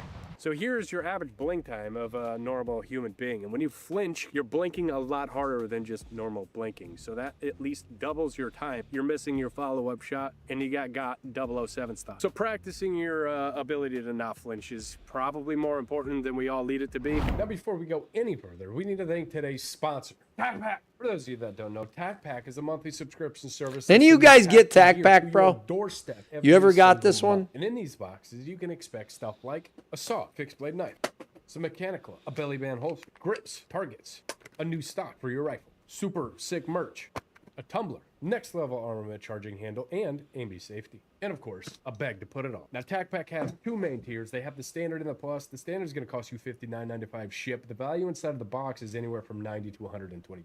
TacPack Plus is going to cost you $139.95 ship, but that value is anywhere from $240 to $300. So you're always getting more than what you pay for. And next month, No, I hear you, Horf. You say you want to jump ahead. So I don't do that because the other creators, like I'm already watching their content, and he's done a good job of editing this and putting it together. And so therefore I'm going to play his ad read because that helps him out and helps his revenue out. And so that's why I actually watched through the ad reads. But I have been curious. I've heard a lot about TacPack. the May TacPack is going to be worth $590 if you use this code right here, May590. Which is also Right, gonna be a but free TacPack. if you decide to go use it, like right here, he'll actually benefit from that, right? Tactical gift. So if you guys are interested in You know what I TacPack, mean? use that code That's right why. there. There's a link down in Not the just me. description. Let's get back to the video. Before you establish a proper grip, It's the proper thing to do, right? Oh, okay. Yeah, I was the same with you. Yeah. there's a good chance you're limp wristing stuff, and then your gun is going to malfunction and you're probably going to blame the firearm itself. I know this because one of my favorite pistols of all time, the Bull Armory UL Comp, was put out of production because people were limp wristing it and assumed that it was the gun's fault. So everybody was complaining about it. I hear a lot of great things about Bull Armory. Removing it from their website, which sucks a lot. So hopefully we can combat that right now. Now we got the Smith & Wesson Spec Series. No, I got no problem. 2.0. So I'm going to show Explain you a it. proper grip that will completely work for most people, and then I'm going to show you the way I grip a pistol, which I have a full video on right here if you guys want to see that. Proper grip first. You want your right hand as high up on the Yo, what's up, as it OBZ? can possibly go. Any room, any gap right here will result in your slide not being able to go back into battery, which is a problem. Yeah, dude, my wife was shooting her. I got her a Glock 25. This is a very rare Glock. It is chambered in 380 and is the size of a Glock 19. And so I was helping her with this, and I was like, man, this will not cycle properly. It is a brand new slide. And the reality is because my wife is very small, and she does great, but she was limp wristing a little bit, and it caused a malfunction in the firearm with 380 ACP. So I'm working on that. I think she's getting a little tighter grip on it, and that'll probably, my wife's getting a little tighter grip on it, you know what I mean? And that should probably help with the cycling issues. But I was wondering why I kept stovepiping. That's why, for sure. Yo, my man, how you doing, Bees? So he said, great thing with Glock, you can feel the trigger. Yeah, one of the reasons that I love Glock is because of the fact that your safety is, like the Delta fella in Black Hawk Down. That's my safety, sir. So, Glocks, you might think that's really fucking stupid, and like the average anti-gunner's like, oh, it's terrible, there's no safety, blah, blah, blah. Like, as long as you keep it locked up, you know what I mean? Like, be safe. But when you're using it, the less you have to function with when it needs to go bang, the better. tail as you possibly can. Let me know without what you any think. overlap. You don't want your hand looking like this because then you get looking like that. So with the webbing of your Yeah, hand, slide high bite. up as you can, you wrap your 3 fingers as tightly as you can. You come over here with the palm of your hand. You want as much left palm right here in this area as possible. Thumbs forward, and then since He you dry he fire has so his hand a much, lot you're gonna know that higher trigger usually, I control think. and find out where it Yeah, breaks. like that. Now, the only difference between the proper grip and the way I like to grab my pistol is that I C-clamp. rotate my left hand in a little bit more, get more of that left palm meat as high up on your pistol as possible. It does And help then a you get lot. less muzzle rise. All right, let's move on to number 3. And number 3 is every man wants the biggest revolver, the biggest caliber. If they go out and buy a Smith & Wesson 500, a Desert Eagle and 50 AE, or just a 44 Magnum. It's cool. It's manly. For you wanna fun. have that in your arsenal. We all can do it. I got a bunch of different guns inside that I will never shoot because they fucking hurt to shoot. Hit the like But what button you to say see hi. Thank very you, often Beezy. happening is that same guy taking that revolver and Ban handing it to rants? their Never. girlfriend, their buddy's girlfriend, because they think it's going to be funny to let her try to shoot this insanely large caliber. Well, you're being a fucking asshole because that's a good way to make her or him absolutely canoe themselves. But oh if my they're God, actually that scared interested the in shit out of shooting me. that big caliber thing, if they actually have some experience with guns and want to try something a little bit larger, just give them one round because This is funny. I took my wife. I took Nina, and I said, here. I made her shoot my service pistol from work, which was a Glock 23, 40 caliber S&W, and I said, here. And she like instantly was like, "Oh my God, no, get it away! I don't want to do it." I was like, "Well, it can't. They only get better from here out." because double tapping on a revolver under that recoil, it happens all the Guess time. that was the They wrong say. thing to do. Oh golly, bro! Wow, whoa! Holy shit! Oh So my even with a God! 44 mag. Obviously, there's bigger caliber. I'd never seen that before. That freaked me the fuck out, bro. That freaked me out to watch that. Like, as a range instructor, holy schmoly, dude. That's why dude, maybe these people were by themselves, but like if whoever the cadre was there that was teaching them, dude, you need to make sure. Like, I held my wife's hands when she was shooting. Like, I stood with her the first time, you know, like a little kid, you know? 460, 500. That made they my all stomach recoil twirl. a shit ton. And a lot of the times, what you're Yeah, seeing dome, happen, dude. because The a lot fuck? of these That shit was have really good crazy. Triggers. Now, if you want on this story, Is that Colt Magnum Python? can shoot in single action. and then push fidget pull. Did you mean to do that? Yeah. Especially in single action or double action, when this goes off, and then way. it takes about There's 0.25 no way. seconds for you to react, and then your reaction is to push it back down. You accidentally pull the trigger again, and that so happens to be at your head or almost at your head. Not ideal. So if you're wanting a new shooter to shoot your That's a big Colt cool Python, revolver for sure. or high caliber Desert Eagle, just give them one round, just in case that happens. They're not gonna split their shit. Smooth off. Never watched Number 4, getting a gun based off of your buddy's recommendations or recommendations you see from influencers or YouTubers online, going to the store, buying that thing, and just absolutely hating it, and then spending and wasting too much money trying to make it into something it's not. Don't- Understatement Go of the ahead, century. Benjamin. It is. So when we first That started, was insane, it was huh, all Donnie? about Glocks because like there wasn't a lot of shit on the market, and then Shadow. Yo, look at my man's sweatshirt, bro. You know what I mean? Look at, dude. Great minds think alike. You know what I mean? Systems came out, and it Love was this like fucking we all knew sweatshirt. cool Glock with all the cool parts. I on just, it, but by the way, I was cleaning out the office today. I found a couple sweatshirts. We might be doing a giveaway again of another sweatshirt. We'll see. These are expensive. They're like $200. Cost them done with embroidery you and know, stuff. That thing in his They're hand good over ones. there, it had like upgraded sights and stuff. Better And- trigger, upgraded sights, Yeah. and, all the bells and whistles. And then, you know, you want to get faster, you want to get better, you want a cooler gun, you want it to be more like a race gun. So then you buy a trigger, and you buy a magwell, and then you get a Radian ramjet, and you got to buy an SRO to go Yep. on top of it so you can be like the Next thing you know, you got competition a shooters. And then $2,500 X300s are, you know, the all new cool craze. So you buy one of those, and then you realize that you have a Glock What that is it? now the price of a 2011 when you could have just bought a 2011. I mean, All new cool craze. So you buy one and you buy a magwell, and then you get a Radian ramjet, and you got to buy an SRO to go on top of it so you can be like the competition shooters. And then X300s are, you know, the all new cool craze. So you buy one of those, and then you realize What the hell is an X300? Let's show you what that is. X300 pistol. What is an X300? Like the TRL from Surefire. Oh, okay, yeah. Okay, all right. I understand now. that you have a Glock that is now the price of a 2011 when you could Bro. have just bought a 20. Yo, you guys want to see something crazy? Dude, I went and grabbed, this is a flashlight.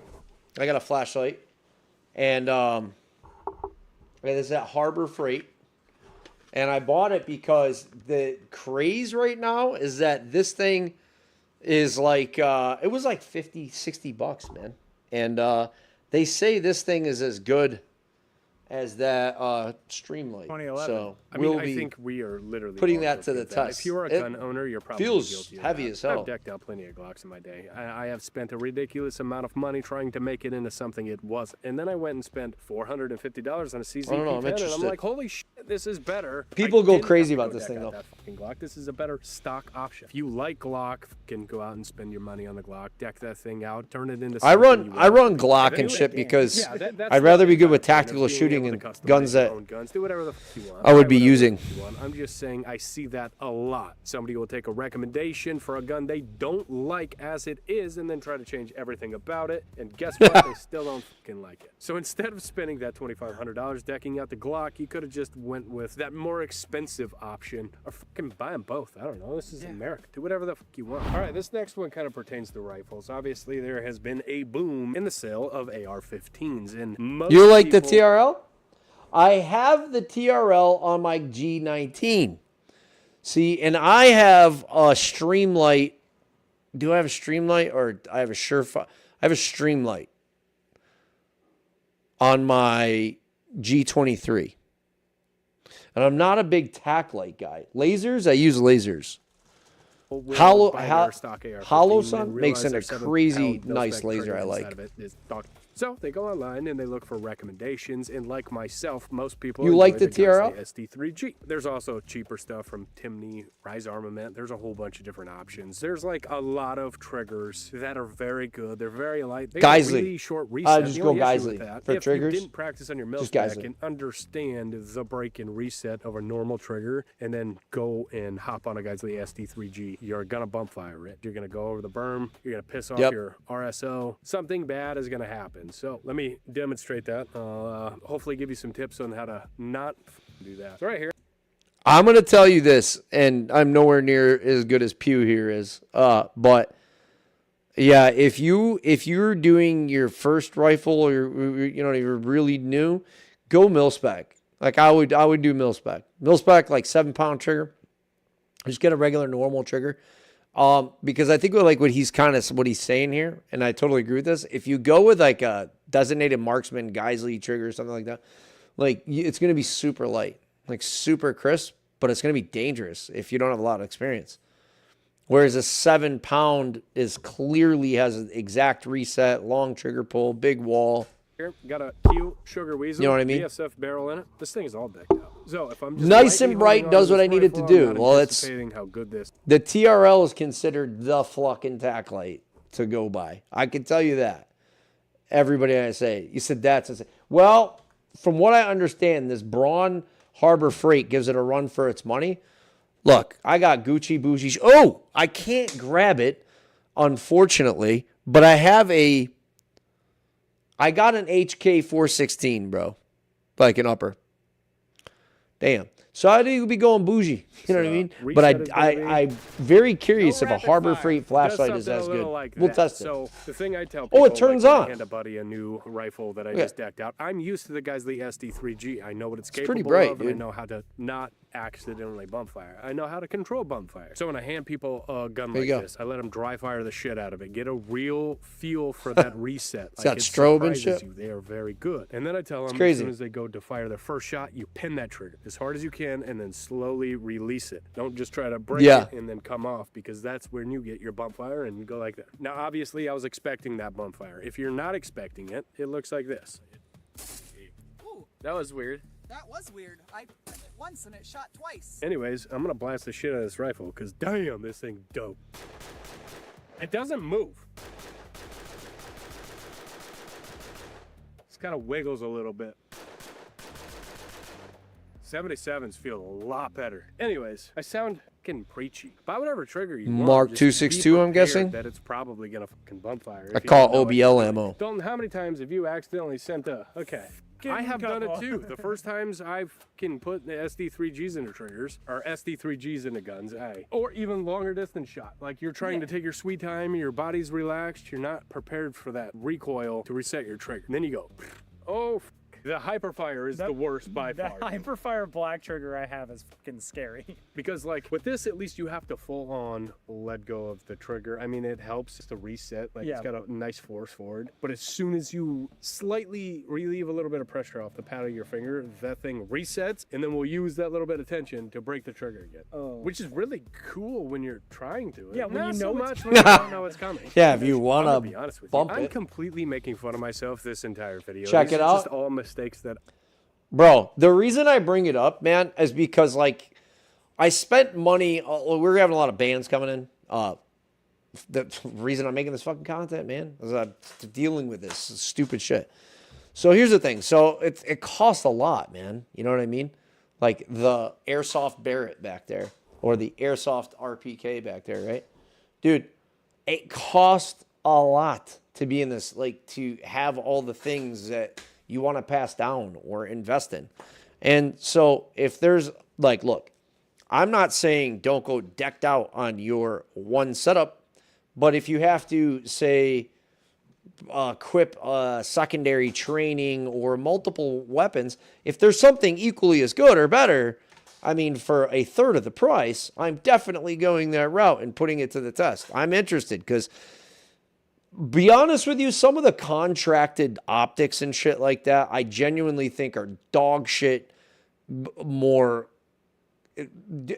Let's put it, I don't think they were dog shit at the time, but I think today the name does not suffice. Like, I have an ACOG back there on the fucking wall, dude.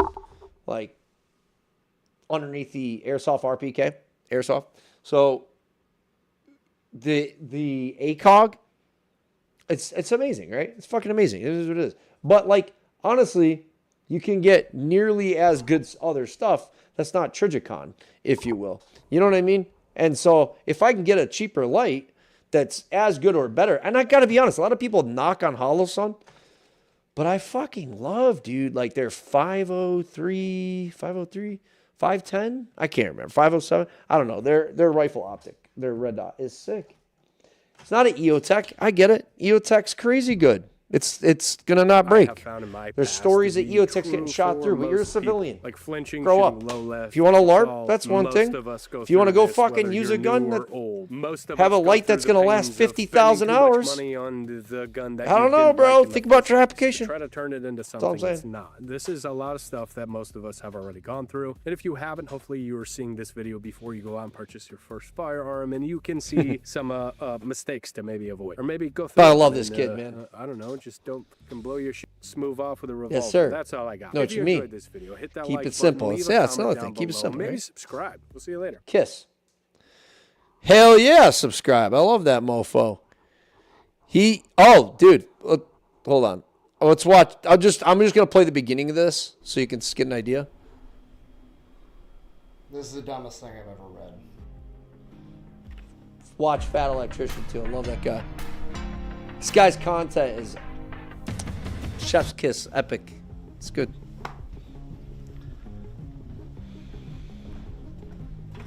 What are you doing? I got a boombox. You know you could have just called me, right? I figured this would be more romantic. I bought a trench coat and everything. Fair enough. I'll be right down.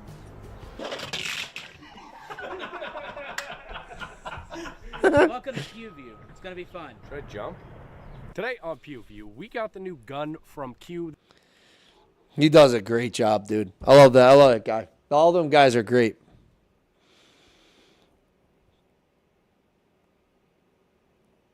This guy made a good video the other day too. For you, Sector 7. So you combat vets out there, check him out. He made a really good story. He doesn't talk a lot about his service, and he made a really good one about his time in Afghanistan. Here, I'll grab his link. So he does a lot of gun2 stuff. I'm gonna grab his link, so that way, can I copy? What the fork, dude? Well, let's just click on this for a second. There we go. That's Linktree. What the fork? What is it right here? There you go. Just fumbling around. I'm going to post this for you guys. For the veterans in the chat who want to check out a really relatable guy that does a lot more of this kind of content, check out him, Sector 7 too. He's legit. He's really good. Let's see. Seattle Mayor. 77-year-old. That's so bad. A lot of these guys have moved away from GunTube and just straight do politics all the time now. Trump and Nods' major SCOTUS AR-15 update. Mark from 4 Boxes Diner does a really good job too. This guy right here, he's running California governor. Sheriff Chad Bianchi, something like that. He's done a really good job when I've listened to him speak. Hopefully he gets elected. That's an old video. That's some bullshit. I can't stand this guy's thumbnails, dude. I don't know, he makes alright content, but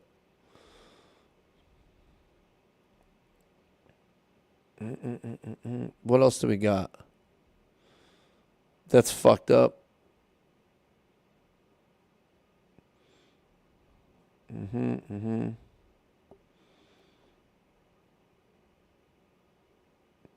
Baton Rouge, huh?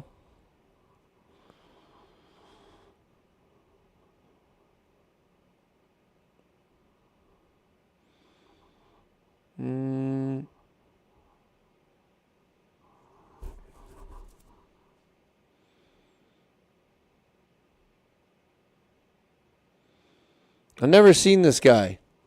I've never seen this guy in DMZ. 100 years in prison after gun seizures.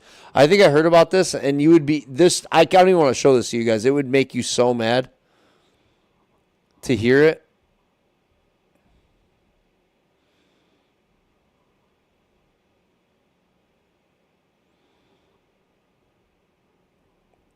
Did I miss anyone? Let me just see here. We have major breaking news today out of Send me the a picture White in House. Discord. President Appreciate Trump it. Personally took to Truth Social to Sup, make, Tom? honestly, a phenomenal How you doing, Torn? Second Amendment announcement about the future of AR-15 bans in front of the Supreme Court.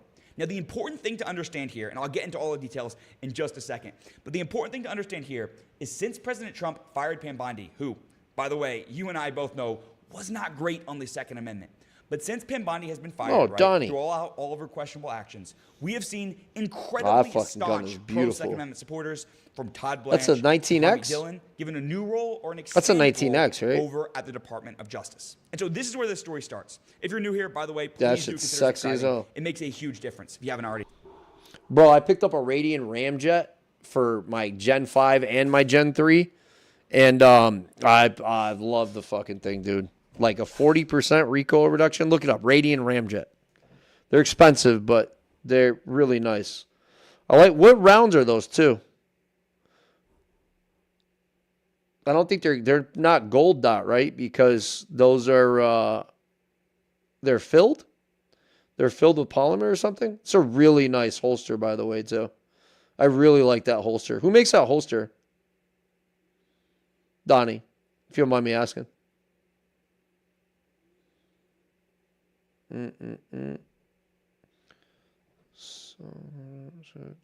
Yeah.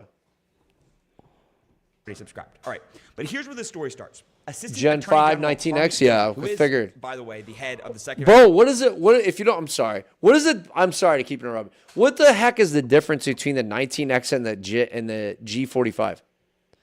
Because I have a G45. I love the fucking thing. And if you have like anywhere between large and extra large plus hands, I have large hands. Like I think you need to consider a G45 over the G19. Although I would never tell you not to get a G19. I think a G19 is like a staple first all-around duty, home defense, private carry, person carry. Like I love the G43X. Like there's some, I love the SIG P365 macro, but for like a $500 gun, Glock 19 is the shit. But for a larger handle, G45 is that joint. Not much frame size. Is it? So I'm going to have to look this up because I really don't fucking know. I feel like it's the exact same. I feel like it's the exact same gun. It looks like the same gun. I'm good, brother. How you doing? I'm doing great, dude. Do you have a favorite daily carry? Yeah. For sure. I definitely think it's the P365X macro. Sig Sauer P365X macro has undoubtedly become my favorite EDC. For sure. And it may sound like I'm, look, I have a Hellcat Pro by Springfield, and it's fantastic, but it's snappy. I love that thing, but it's snappy. I have a Glock 43X, which they're now coming out with 15-round mags, by the way. I think they're going with Mekar metal mags. So the 43X is fucking fantastic. Ramjet for that too. Which, if you don't know what a Radian Ramjet is, it's up. We could look it up here. Radian Ramjet. Worth the hype. Terran tactical review of the Radian Ramjet. I think it's just easier to show you.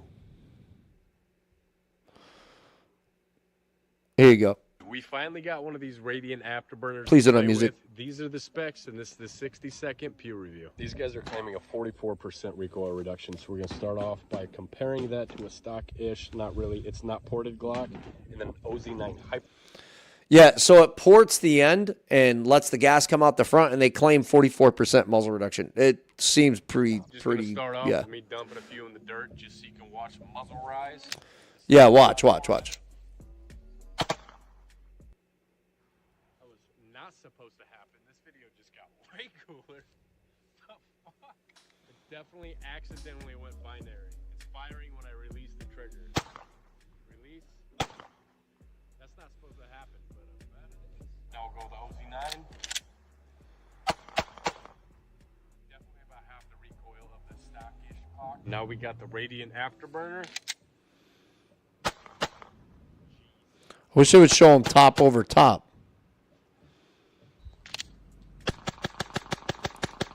Yeah, flat as hell. We finally got one of these Radiant app. Yeah, they're kind of nuts, dude. I want to be honest. Like that's the major Radiant Ramjet news afterburner today out of the White House. President Trump personally took. So that's a huge upgrade right there. But yeah, I'm sorry, I'm kind of going on about this a little bit. But I love G19, but again, it gets into like, okay, well, it's getting into a larger pistol. That 365 macro, it's not super snappy. It's really, really good. Like you run HSTs. Eddie, thank you for the sub, bro. B. Clements 5 just subscribed for 24 Got that. months. 24 months, man. General rank, homie. 24 months. Time flies, dog. Yeah,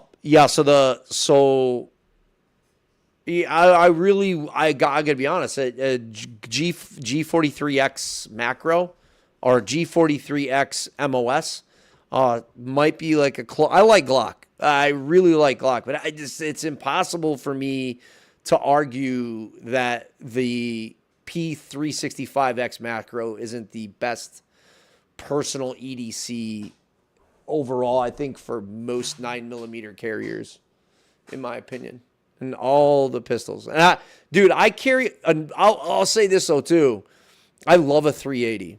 Like, I love a 380. Like, I got a P238. I have a G42 baby Glock. I have a Smith & Wesson Bodyguard 2.0. I fucking love that gun. A lot of people bitch about it. I love it. I don't care. I love it, dude. I love it. Shoots a little low left. It's from right or left. I can't remember. But it shoots off. Everybody complains about it. People return it all the time. I love the Bodyguard 2.0. Like, I love it. My wife has G25. I like 380. It's just because if you're going to go out and you're like, well, should I carry? I don't want to deal with it. You know, I need something really concealable that doesn't like imprint or print on my clothes. 380 kind of gets it done. You know what I mean? G19 EDC. If it's cold weather, I'm full. Actually, that's fucking true, dude. I probably carry my G19 or G45 more often. Believe it or not, because I have like a chest holster that looks like a man bag. You know what I mean? Like a tourist, and it rips down. You rip it down, it zips, and you can pull. And there's a extra mag on it. And I do like that full Glock with the full setup with the red dot and everything, dude. Like that, I feel like it reduces a lot. I'm comfortable with it. I feel like it's arguable. It's arguable. The P365 versus the, you know what I mean? Eddie said, I don't know. You should have said, hey, Tom, like I did. Let's go, Clem. Yes, sir. It says Torn Artifact.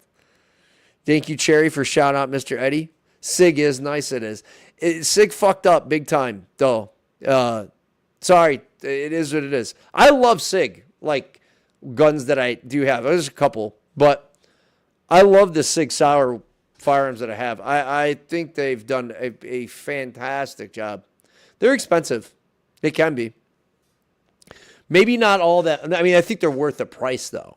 That's the difference. I think you get a lot more pistol out of a couple of their guns. But people be like, oh, Sig fanboy, and they'll get all on your case.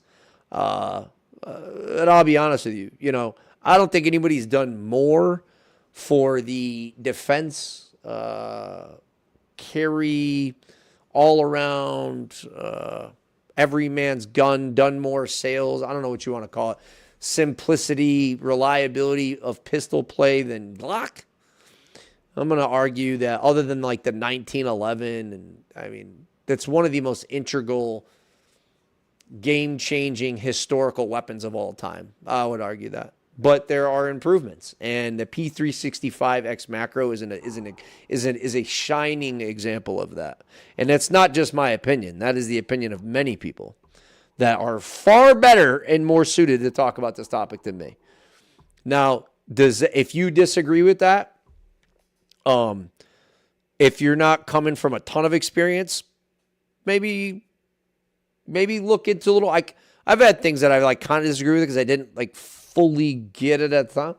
But if you're coming from a ton of experience, which a lot of you are, and you disagree with it, you have your reasons. Everybody's hands are built differently. You might not like the way something concusses in your faces from being ported. Like Pew said, you'll go off somebody else's recommendation and you'll be like, this fucking gun sucks ass. But I just don't feel like I met many people that didn't like a good Glock and like that 365X macro. It's fire, dude. It's really good. Kill Cam Pat wrote first. You got to do exclamation point first, and then it would actually come up. Well, I think which would be funny because I've never seen anybody actually do that. To Truth Social to make, honestly, a phenomenal Second Amendment announcement about the future of AR-15 bans in front of the Supreme Court. Now, the important thing to understand here, and I'll get into all the details in just a second, but the important thing to understand here is since President Trump fired Pam Bondi, who, by the way, you and I both know was not great on the Second Amendment, but since Pam Bondi has been fired, right, through all of her questionable actions, we have seen incredibly staunch pro-Second Amendment supporters from Todd Blanche to Harmeet Dillon given a new role or an expanded role over at the Department of Justice. And so this is where this story starts. If you're new here, by the way, please do consider subscribing. It makes a huge difference if you haven't already subscribed. All right, but here's where the nice story kitchen. starts. I like his kitchen. Attorney General Harmeet Dillon, who is, by the way, the head of the Second Amendment Division of the Department of Civil Rights, gave this exclusive interview. Now, I'm going to play this clip for you in just a second. This is absolutely relevant, and I highly encourage you to watch this. Here you go. We're watching a review of a There's review. Second Amendment division now that you're overseeing, and you're commenting a lot over on X on this. Why is it, Harmeet, from the very beginning, why did states have the ability to regulate something I was told the Second Amendment said would not be infringed? I'm not sure I understand why different states like Colorado specifically, or Denver, inside of Colorado specifically, why they think they can tell me that I don't have the same Second Amendment right there that I have in Texas. Well, you raise a very important point, and the Supreme Court has said they can't do that anymore. In the Heller decision, they said that the state can't prevent a law-abiding citizen from having firearms in their home. And in Bruin, the Supreme Court ruled that there's a shall issue regimen for concealed carry permits for law-abiding citizens in public. And yet, I've gone to court now 4 times, including today, suing Denver over illegal bans on lawfully permitted firearms. Right. And we've also gone to the Supreme Court in the Wolford case. We're waiting for the opinion in Wolford versus Hawaii, with Hawaii's extreme regimen that effectively makes it impossible to carry openly or concealed in that jurisdiction because you have to ask for permission every time you cross a property line, which is insane. And so, unfortunately, these rights do not protect themselves, and that's true of all of our civil rights. And the Fourth Amendment, I think, is a very important right. The First Amendment. And so here, this is the first time, however, in American history that the United States Department of Justice is on the side of the citizens in enforcing the Second Amendment. And that is a big deal because if you think about it, like in the past, if you look at the civil rights movement, right, you had states that wouldn't enforce segregation and so on and so forth. This may seem crazy to you on the Second Amendment, but it's a literal constitutional right as a citizen. So if you look at it that way, that might frame it differently from you. We might be having a very different conversation in 10 years. So that is huge to me. So Donnie said on YouTube, I'm not picky, but I'm a Glock guy. But if it doesn't feel good in my hand and speak sweet nothings to me, I'm probably not going to buy it, won't buy it. And I fucking totally agree. I totally agree. Like, I love Glock. And everybody's like, and it sounds like rusty booty sex, man. I don't know how else to put it. Glocks sound terrible with a factory spring. But damn, do they work, dude. Man, I put over 60,000 rounds through a Glock 23, and they rebuilt it for free when the serial number literally rattled off the bottom of my Gen 2. So I stand behind Glock. I love Glock. It's my service pistol for a long time. Saved me in a couple jams, dude. I love them. I love them, man. And I, trained with what I like. Now, however, Nick over at PewView, we're just watching. He swears if you ever fire a Nighthawk, I get that right? Maddie will correct me if I get it wrong. It's a $10,000 gun. It's a 2011, right? The newest iteration of the 1911. He swears if you fire this gun, you will basically ruin shooting for yourself forever. Because I guess it's just so buttery crisp, like shooting a 2011, a really good tune 2011, like an Apache double stack or like a staccato XC. Like, I guess they're just that good. I've never shot one. I will say I get very fidget spinnery, clickety clackety on my 1911s by T-Sauce, which are like $250 fucking Turkish clones. And I love those guns, man. I love a 1911. Like, I do. But if I'm going to carry a service weapon train with it, it's usually going to be a Glock. Or I do like the 6, like I said. But yeah, I am a Glock connoisseur. I got a Glock 45, Glock 19, Glock 48, Glock 43, Glock 42, bunch of Glock 19s. I got the Daggers version, other version. I got Safiri Precision, Silencer Co. Glock 23, Glock 22, Glock 44. Like, I go on and on. Dude, I got in here in this room, I probably got 15 Glock cases sitting around. Maybe not 15. I probably got like 7 or 8, though. I love them.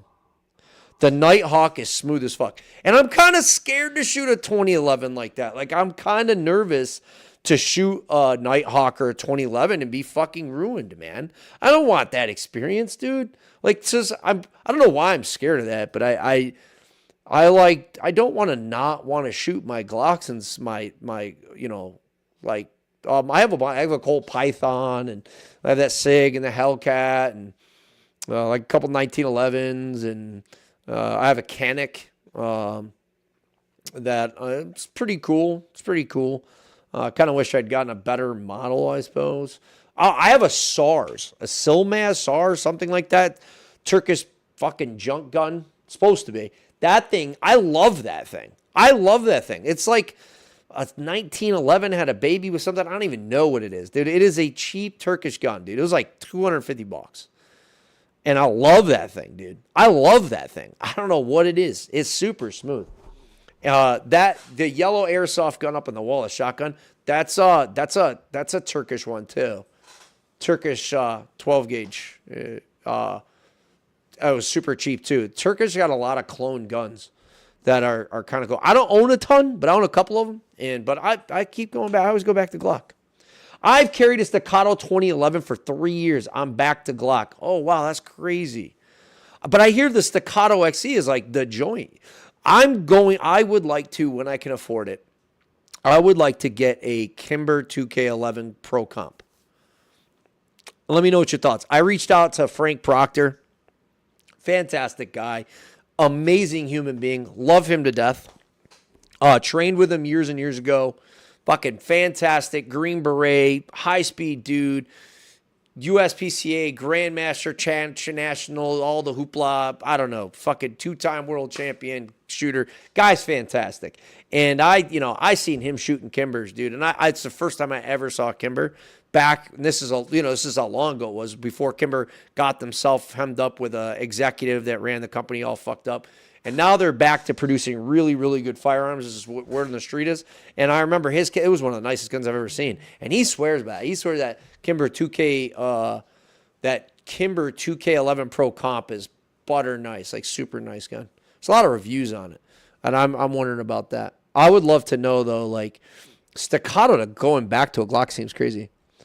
Yeah.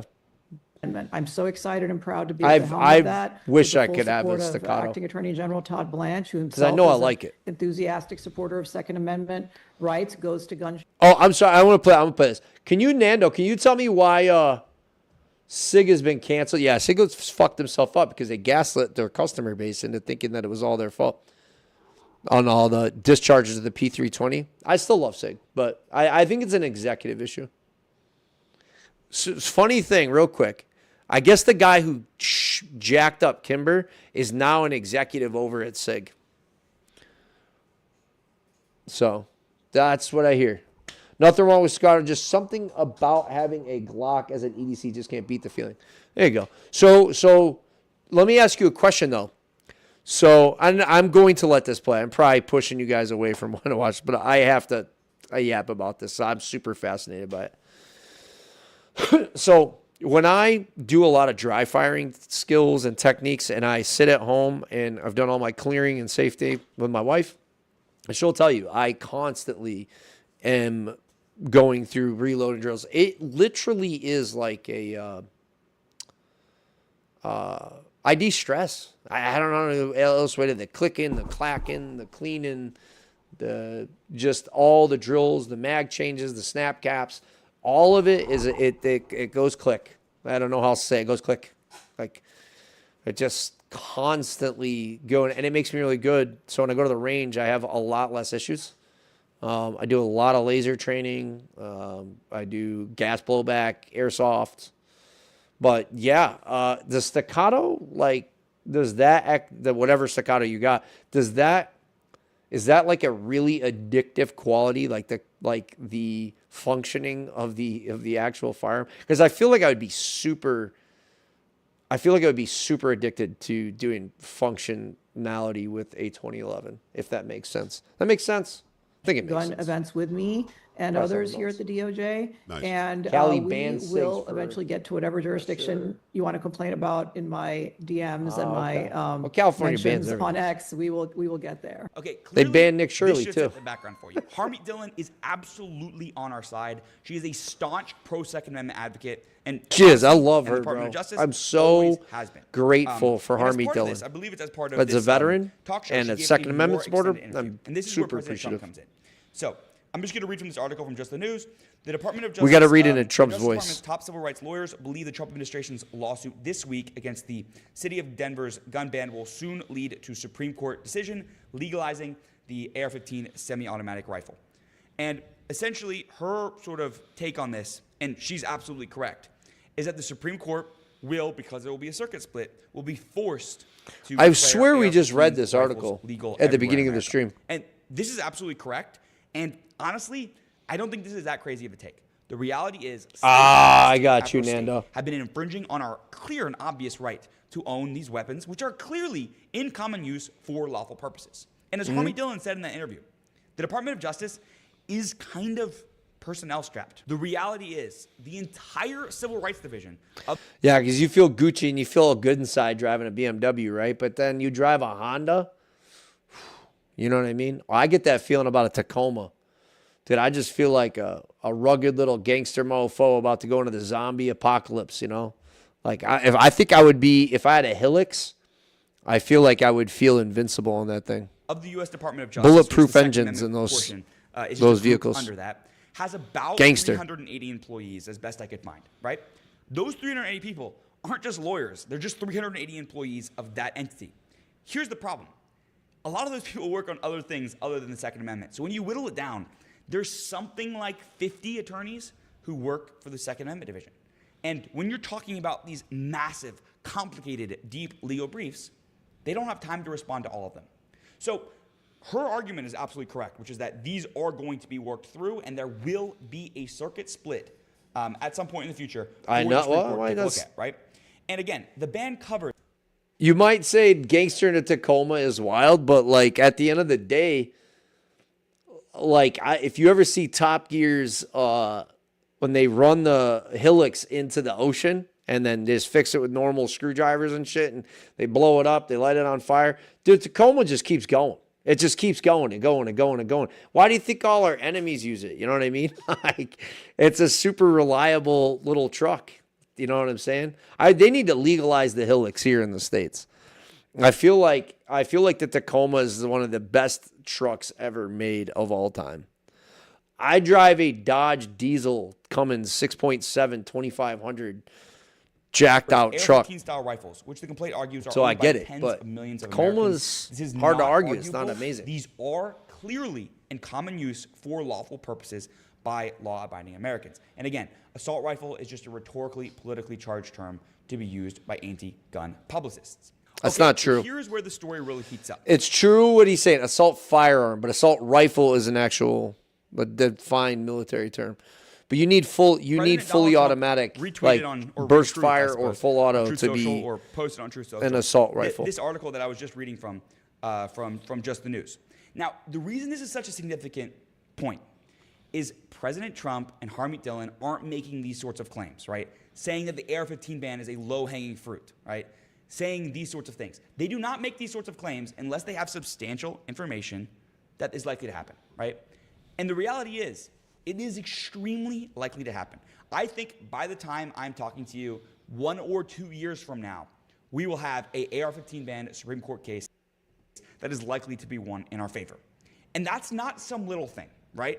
People in the Second Amendment movement, It is to me, bro. I love this guy to death, but that pisses me off. Dude, I don't want to I don't want to think about waiting 2 years to get no return. That seems crazy to me. You know what I mean? Yeah. Oh, this is crazy. I don't even know what this is about. We had a senator get raided today. Here in Virginia, which is crazy.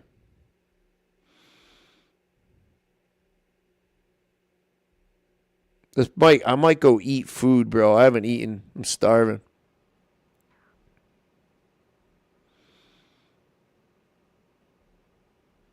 There's a lot of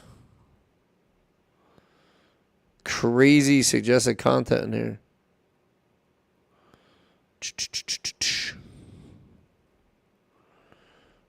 How do I get my feed to refeed? I love Nick Freitas. He does a great job. I think he does a great job. Yeah. All right. Peanuts on too, man.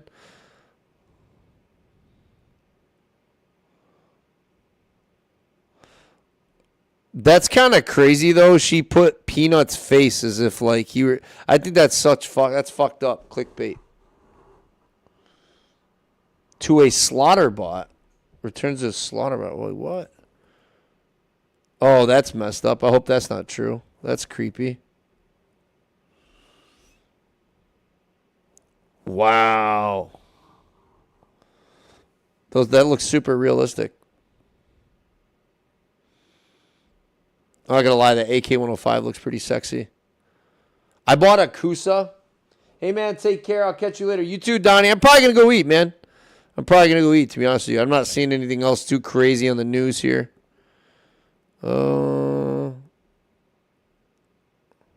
What's some news?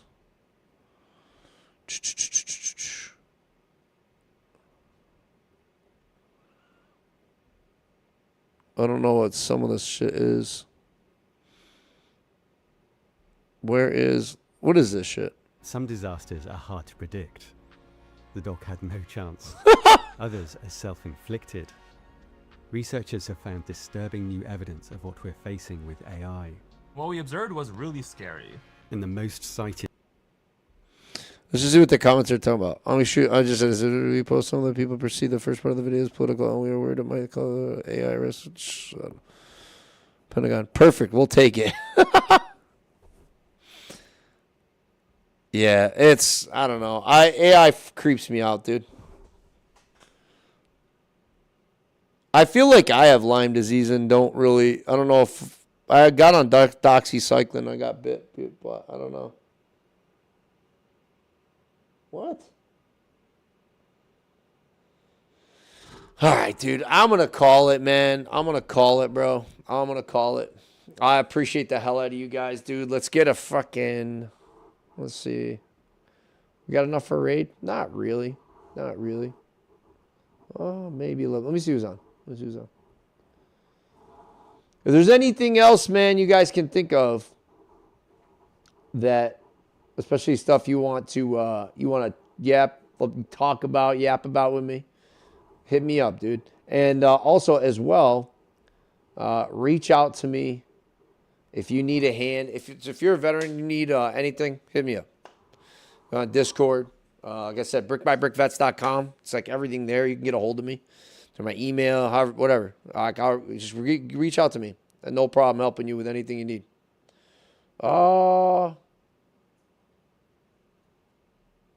See, that's an upcoming stream. No, that's nothing there. I guess it's going to do it, dude. Yeah, I guess that'll do it. Let me see, though. Let me see if who's up on Twitch. Following. He's on Helldivers. I'll get a Roland. I'm not going to even say hi to him, though. If you see him, Roland's a veteran, too. So I would like it if you guys just say hi to him. But I'm going to grab food, y'all. I'm going to grab food, man. And with that, is probably where I'll call it. Yeah, man, thank you, guys. What was that? Getting on DMZ topic. Have you seen that clip that Cold Saw posted on Cost to Crown? Nope, I'm definitely down. Well, hold on. Let me pause the raid. Let's go check it out. No. Hold on. Cancel raid. Roland looks really happy, but let's go check this out. Have a great rest of your day. No, for sure. Hopefully you didn't fucking bounce out yet if you got a minute. That's fine if you do. I know a bunch of people left because I said I was going to fucking quit, or not quit, but I was going to end the stream. Let me go pull up this clip. Let me pull up this clip real quick that Nando's talking about. DMZ talk about, have you seen that Cold Slaw posted across the ground? What is it called? Cold Slaw.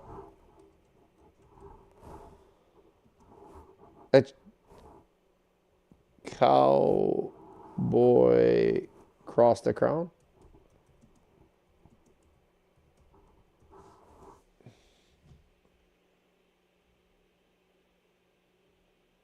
I don't see it.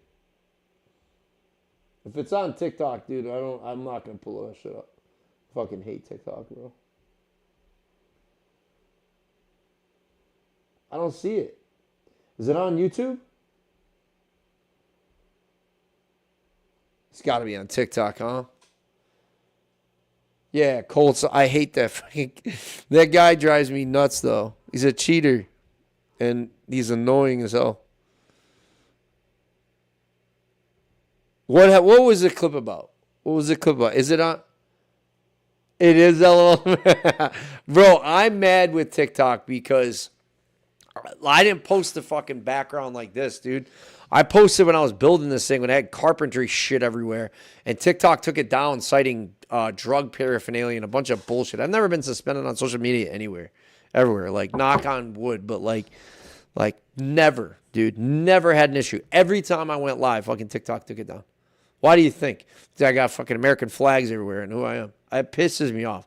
And then all the time it just sends me rage bait content. Dude, that shit, it's a psychological weapon, bro. I don't trust TikTok at all. Fuck them. All social media is bad. Don't get it twisted. All right. I'm not like but I'm just saying my experience with TikTok was horrible. And I have my largest following on there too.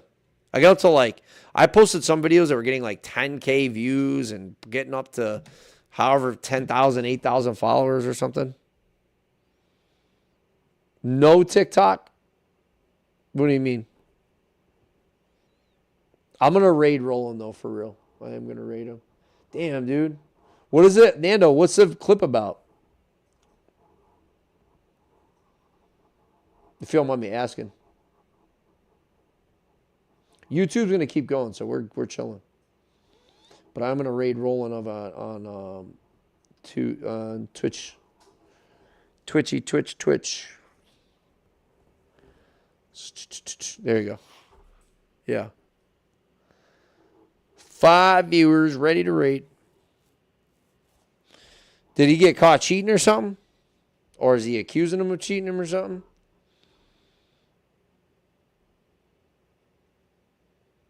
He say something he wasn't supposed to say, a gamer word?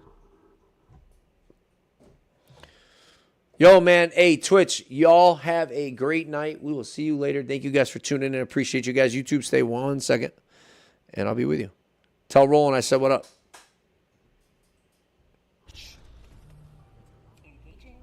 Roland. Okay. About to scream in my ear. There it is. Rambo! What Yeah, is man. up? What is All right. He'll have to wait. He clipped Cross shooting through water. Looks sus. It's dark water, but also Anik was a little shocked spectating him, so it made it worse. Oh, I'm going to be wanting to see that. I'm definitely going to want to see that. Hell yeah. Hell yeah. Yeah, I'm definitely going to want to check this shit out. Damn, bro. I think I deleted TikTok on my phone. I literally did it yesterday or the day before, too. Now I feel like, I don't know, man. I want to see it, though. I just think it's funny. I don't think Cross be cheating. It's funny, though. I like Cross a lot, man. I really do. And it's funny because when I first saw Cross the Crown, I genuinely didn't like him. I couldn't put a finger on it. It just, I think he was like, I think it's because he's so, how do I put this? I want to just say it correct. I'm not worried to say anything. It's just, Cross is very, like, engaging. That is the word. Like, he's very, like, whether you like him or you don't like him, you watch his content, he's extremely, like, you fucking almost feel inclined to click on what he posts. And I think that's a really good talent after getting to see him and watch him and everything like that. But I think in the beginning, I was like, dude, this dude's, like, I was a little sussed out by him, I'm not gonna lie. Like, I bridged it, but I'm always with a lot of people. And then, Clapton posted a video of him that he said was sus and stuff, and I thought it was really unprofessional because it wasn't proof. And I don't respect anybody that does it, that posts videos unless you say, "Hey, I don't know. This is what I saw. I'm not saying this is cheating, but this is the way I saw it. Let me know what you think." That's a different video than if you post, "This guy's cheating. What a piece of shit. I hate this guy." I don't think that's super professional when you have 30, 40, 50,000 subs and you don't have proof, because in the gaming space, like in the competitive space, it is akin to calling someone to say they are calling someone out in public saying they have an STD when they don't. And I genuinely, I'm telling you flat out, that's my viewpoint on it, because I come from a competitive background in Call of Duty, in the pro scene. You know what I mean? This circuit. Another person I could have rated right now is Steve-O. That's my boy, right? Like, somebody who has genuinely played into the pros. Like, this is someone who I've seen body pro players, like, in games. You know what I mean? In matches. And I would be mortified if somebody accused him of cheating and he wasn't. You know, I was one of the best players I've ever seen in my life, you know? Or if somebody accused Shotzi or Scumpy or one of these guys. So I don't think it's a great play, especially in our small community. Everybody knows each other. But if he is, he is. And that's what it is, you know. And if you have proof of that, it is what it is. But, I mean, Coleslaw is flat out cheating. So I don't know. I don't know if they hate each other or what the fucking deal is. I don't know. I'll still be interested to watch it, though. Yeah. Anyways, I'm going to end it there. Nando, thank you so much for bringing all this up. Thank you for everybody who contributed as well onto the YouTube chat. I appreciate you guys. I'm going to go grab some grub. I'm starving, man. I hope you guys like the RPK, the Airsoft RPK, and the Airsoft Barrett, and the Tula, and the Airsoft M1 Garand, and the Airsoft. It's just easier that way, if you know what I mean. You know what I mean? A lot of cool stuff this time. So, yeah, I appreciate you guys tuning in.